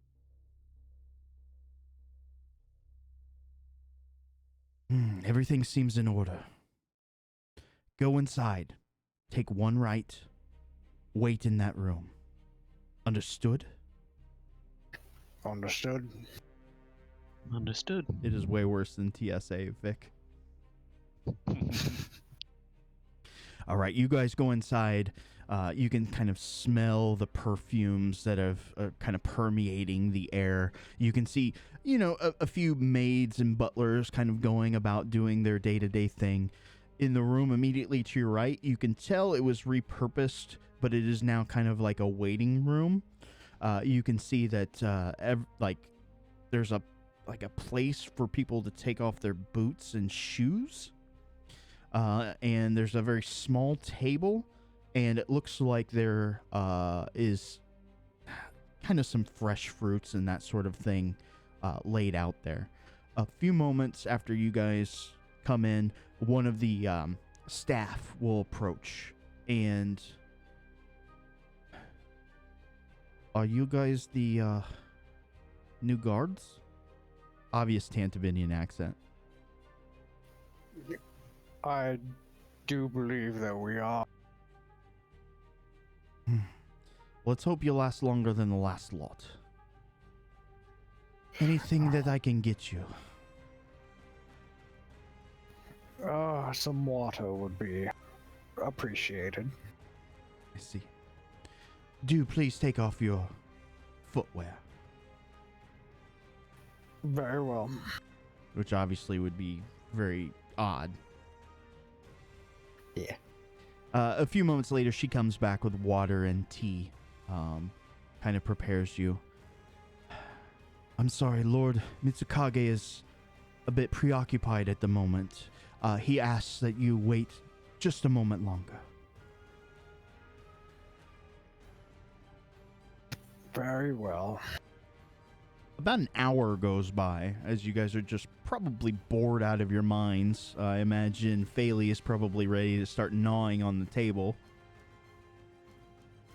I'm asking Caspian to teach me how to play Go. Oh, he would do his best, but he's a terrible Go player. Oh. After that hour, you can kind of hear the sweeping motions of cloth, and a figure quickly appears at the head of the room. And everybody knows this character. You guys have seen him at the dock. You can see he's got that black lacquered mask on. He's dressed in slightly different formal attire. He still has his weapons at the side. He comes in. He gives a very, very short bow. I see you found it, and you've taken my advice. First steps. Yes, my lord, and I hope you'll appreciate some of my companions I've brought along to serve as well. I see. Such ambition. Very good. As it were, we were quite lacking in our day-to-day guard. Our honor guard suffices for her protection. But you are here to guard and protect the staff should anything arise. You are not here to change the flow of the river. You are here to serve. Questions? Right, so should somebody break into this place or something like that, I suppose we've got free reign to do what we need to with them? He says 3 words. Aku, Soku, Zan.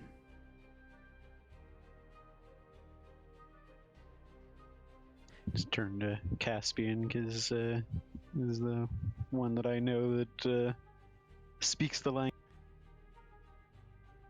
Destroy evil immediately. Cassian will just kind of nod and, not taking his eyes off the Lord, will kind of say, side-mouthed, "We can take care of them."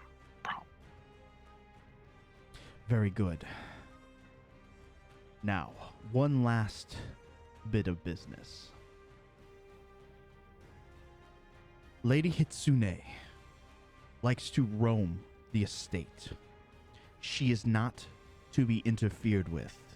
Do not interact with her. He doesn't even, bother asking you if you have questions about it. Understood. Very well. Yeah, we heard about the last gods. We're not going to repeat their mistakes. Let us pray you do not. If you need anything, you may inquire with the staff. You are to protect them. They are there to serve. Understood? Understood. Then I take my leave. Good day. And he gives you a very slight bow, quickly turns on his heels and swishes away.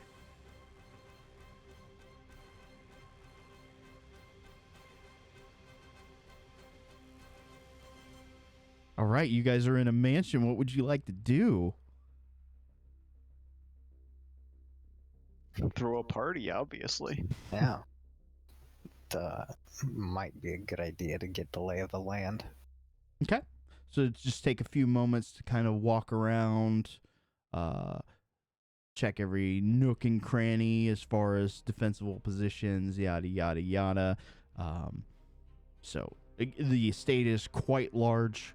There's an abundance of staff that's here.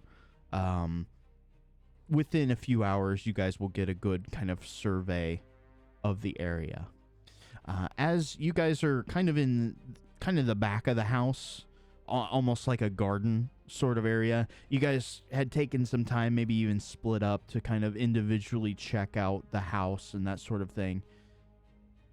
A few moments after you guys gather, one of the it's the Tantibinian house. One of the back doors will open, and you will see. Does everybody still have the map open as far as Kiev's place? I do. I do not. I can reshare it. Here. Just so I have something to throw down. You see a beautiful figure step into the garden.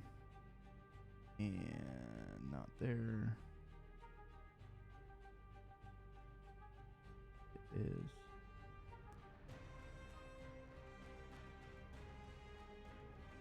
There.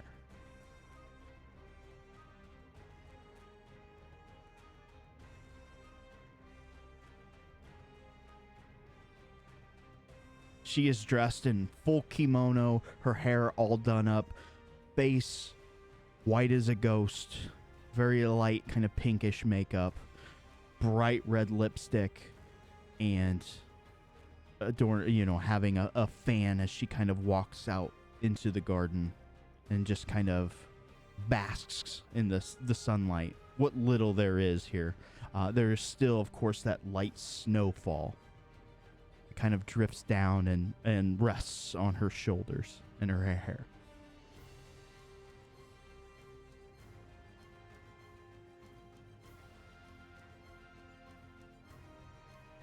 She takes in the scenery, and then a few moments later will turn towards your group. I don't remember seeing you all before.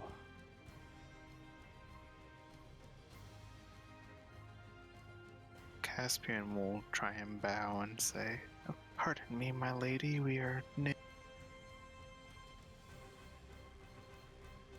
Yes. Perhaps. Yes. You do have manners. She kind of acknowledges your bow there and will look at the others. It's beautiful, isn't it?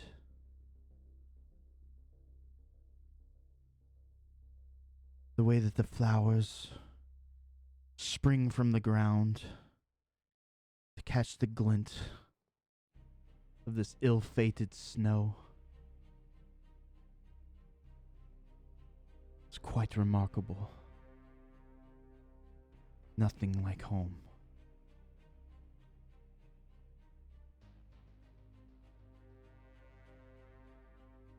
What are your thoughts?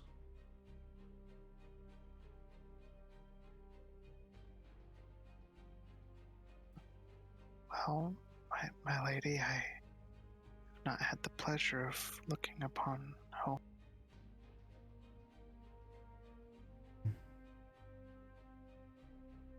I see. I thought you had another air about you. Interesting. I do not like this place. It needs a makeover. As she kind of eyes into the air. It is a cold city, my lady, and getting colder.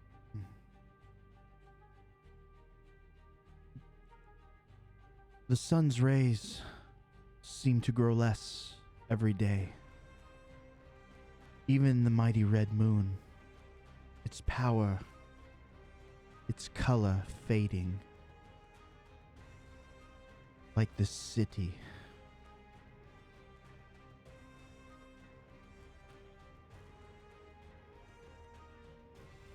Some of us will just do their best to pray that it will shine again soon. Yes. Pray.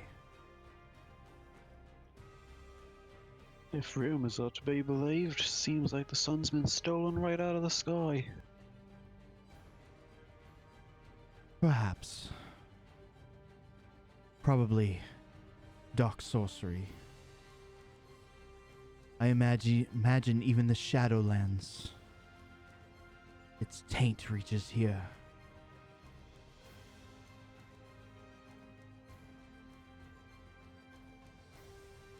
But what can one do? One cannot change fate. One cannot go against the will of the gods.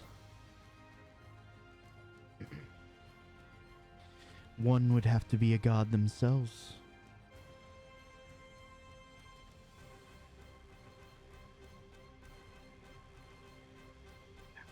Pardon my temerity, my lady, but Tantibus doesn't need any more gods. Doesn't it? It appears to this small one that the gods here are doing enough trouble as it is. Perhaps. Well, children will be children.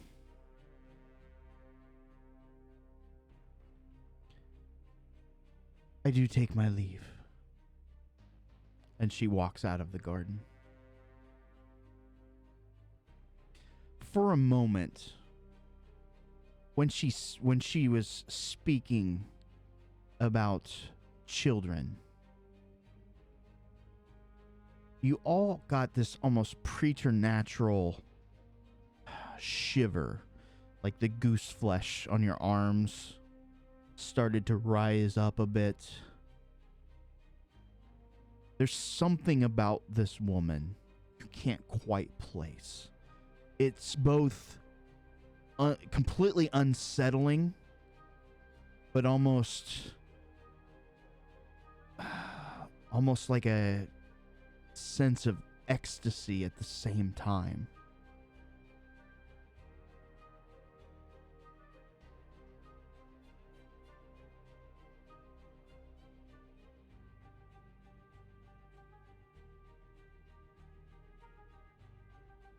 What would you like to do?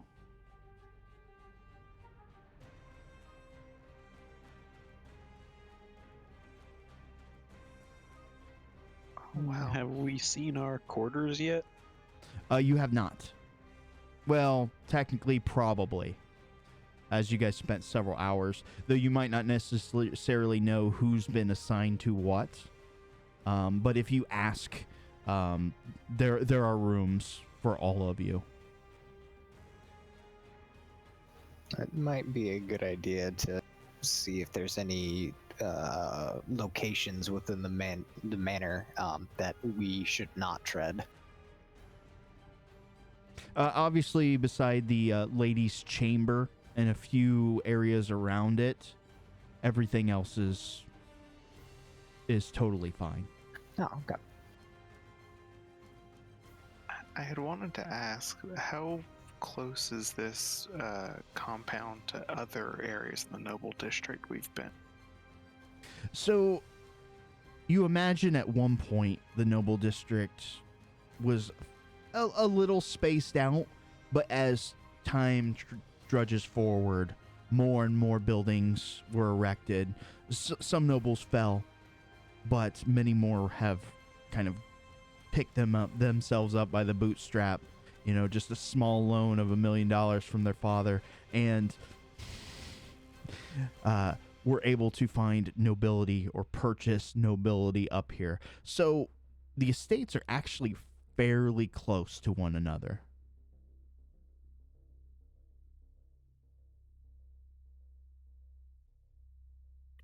I guess my question was more like, how close is this to, say, the vampire area or the professor's house? So they are spread out. They're not like next door. So in a general sense, really what I need to do is just break down and build maps for the city. I'm just not good at it.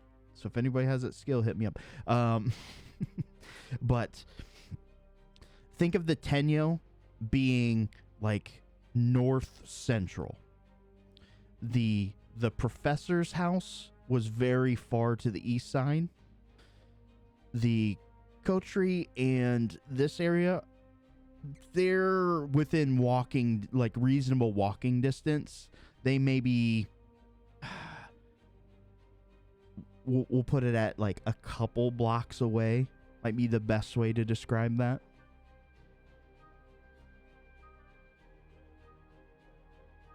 Alrighty, so close-ish to the coterie.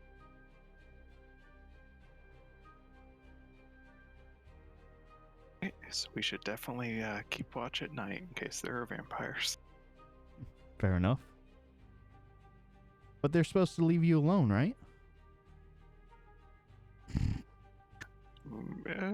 Like, we trust you. This coterie, at least. All right, so you guys are going to quickly realize your day-to-day job is literally just don't get into trouble, and if shit happens, be ready. I mean, other than that, you guys have a very cush kind of job. You have areas to exercise and train in, that sort of thing. Late that eve, as you guys are getting ready to bed down, you guys are all summoned. Lord Mitsukage has summoned you all to the 3rd floor in a room that is adjacent to Lady Hitsune's. There is a small, I can't think of what they're called. The real short kind of Japanese tables. Something Tokuban. Kotatsu? No. I can't remember off the top of my head. Anyways, one of those tables is set out. You can see tea and all sorts of kind of refreshments are set. He beckons you all to come and sit.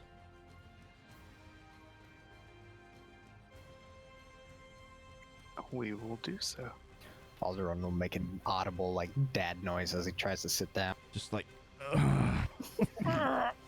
can confirm.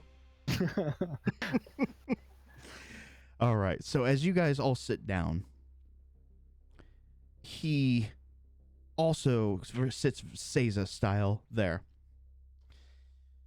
Thank you all for joining me this evening. I am chosen protector of Lady Hitsune. It is not happenstance that we were crossing paths. Though I do not know why you are here, I do know your purpose. And he looks over at Caspian, vaguely remembering the conversation that quote-unquote Caspian had with him earlier.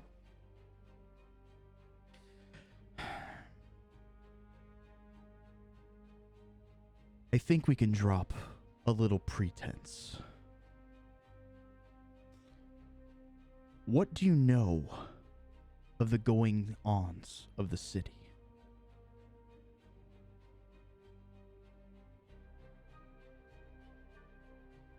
We know that some very important people are very upset right now.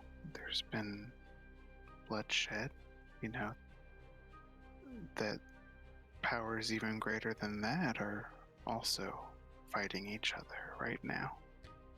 Yes. Good. Let us not be content to speak of the mortal lot. That is not our purpose here. He rises, goes over to... It's almost... It looks like a wall, but there's been a scroll that's been kind of pulled down over it. It's basically like a sakura tree with the blossoms kind of falling, and he touches a few places on this tapestry or wall scroll, and it just kind of vanishes. Emerging out from the other room is Lady Hitsune.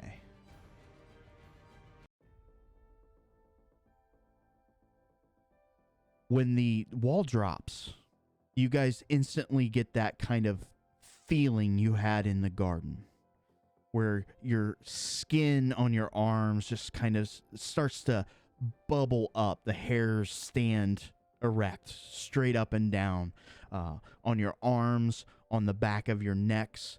Your stomach feels kind of twisted, almost that like butterfly type feeling. You feel terrible, but you also feel excited and anxious at the same time, almost beaming with radiance of her white skin as she approaches in.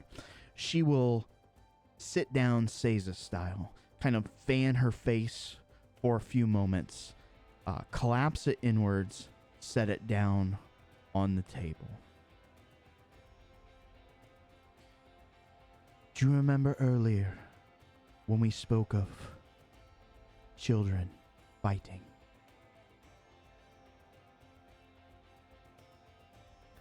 Aye, milady.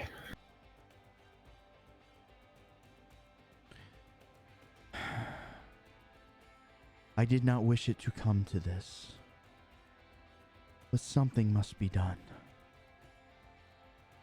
All this manipulation, turning brother and sister against each other, even their half-brother, he suffers. I wish all of this to end. Will you be the ones to protect Valoris?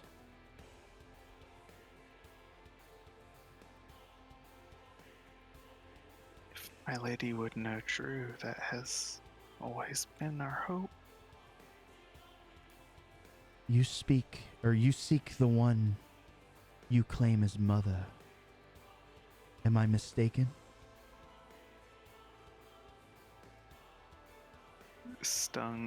Tongue kind of sticking to the roof of his mouth, Caspian will just shake his head and not deny. I sense great loss at the journey that you have already traveled down. There is much more loss.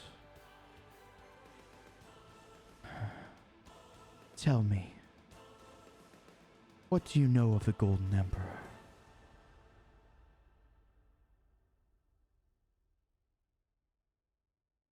What do you truly know of the Golden Emperor?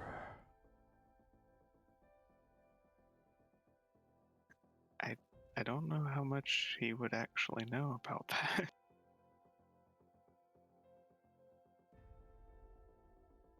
Is that the kind of information any of us would have such experience? So, I thought we went over this, but maybe not. We'll just do a quick recap of just general basic knowledge of the Golden Emperor. So, he is credited with creating all of the major civilizations within Valoris, including Tantibus. This was well back within the First Age. There was said to be a great celestial body that came tearing through the heavens, and the Emperor was there to witness this. And like a beacon, like moths to the flame, humanity and the races started to cling towards him as he carved his path across Valoris, creating these 3 great cities. So, his name would still be present in song, bardic tales, children's stories. Again, just kind of a great kingly type figure. Something that people would look up to. But again, that was the First Age. But like any good story, he's still in the world, still here, some people believe.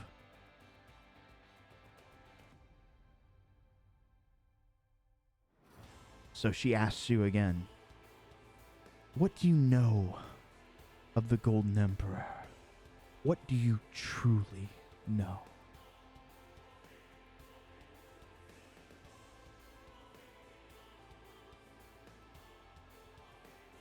Not much, my lady. Just what the stories say. He's a great ruler. He helped make all of this possible. Did he now? I was there. I created the first. He did not. How would you feel if you knew you were living a lie?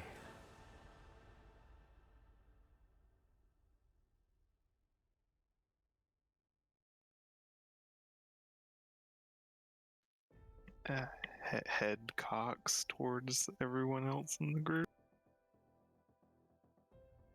Out of character, does anybody not have a good inkling of who this character is?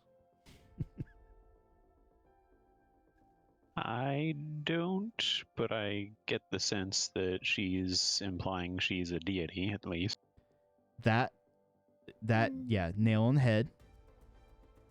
This isn't the Raven Queen being cheeky, is it? You wouldn't know. But, perhaps. I don't have a strong idea, but that's just what my player instinct is telling me. Okay. I'm clueless. as long as we're having an out of character moment, would I have gotten a name of the Nagpa from its shadow?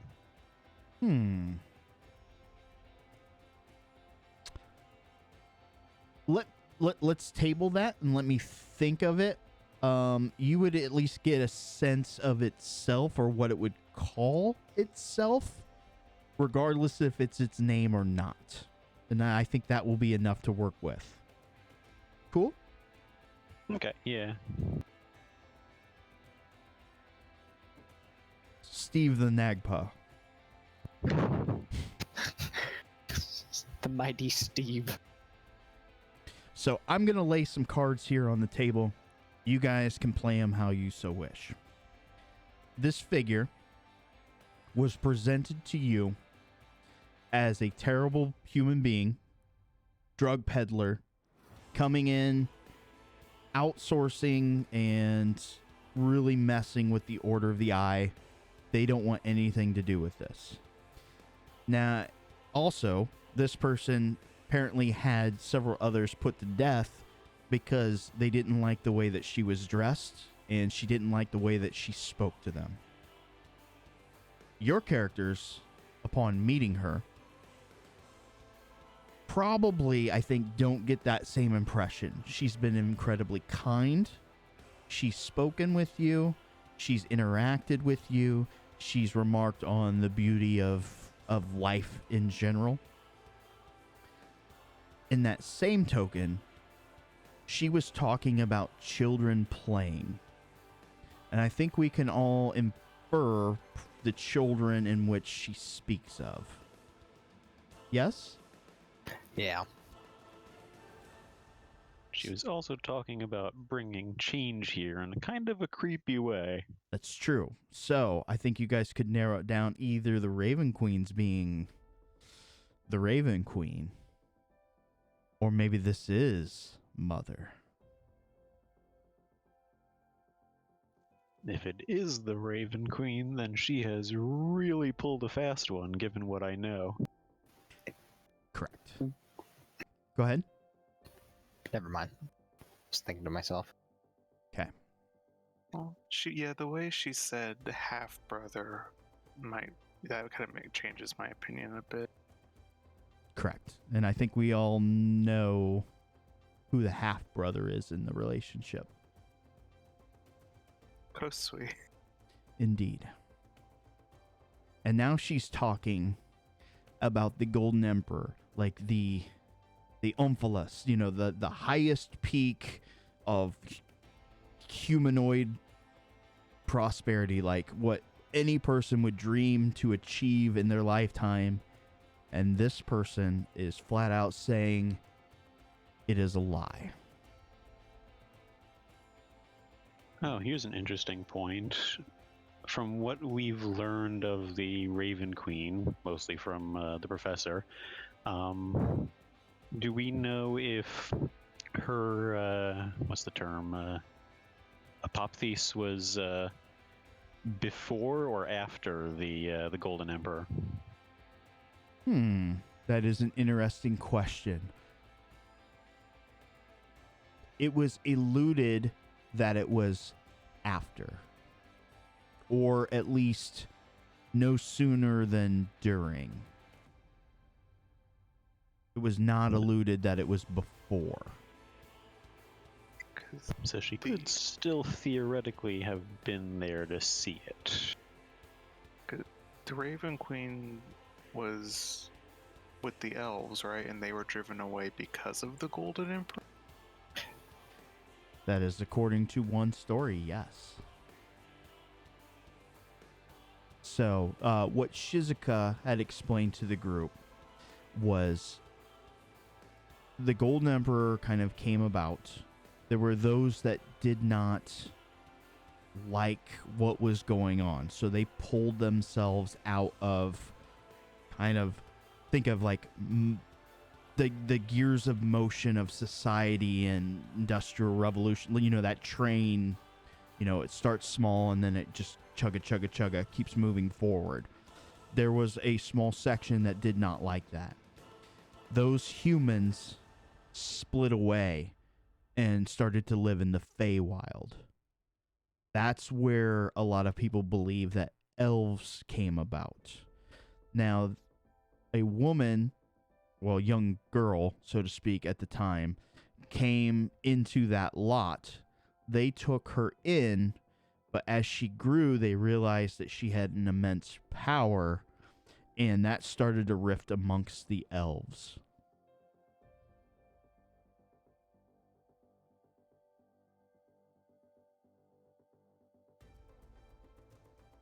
Lot to take in.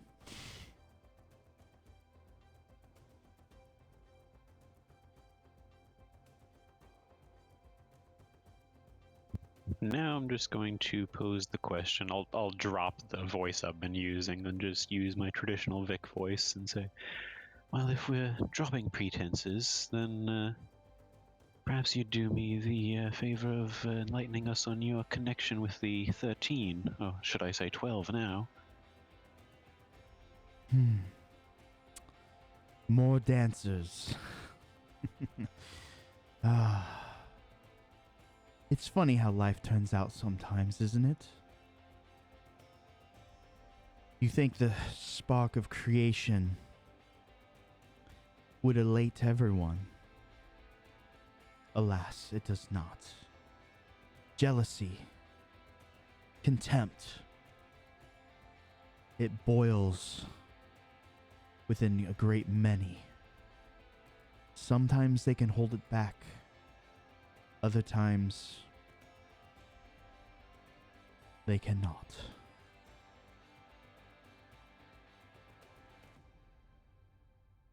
I seem to have held it back long enough to reach out to you.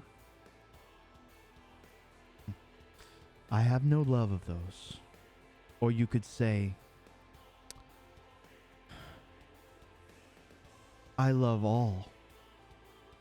Yet, I'm not always proud of everything. Mistakes can be made, but as mistakes can also be atoned for.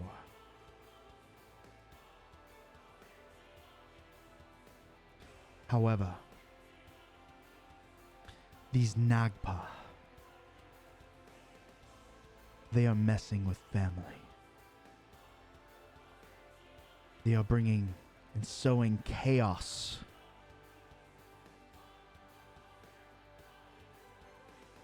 This cannot come to pass. Something must be done. Are you the ones to change that?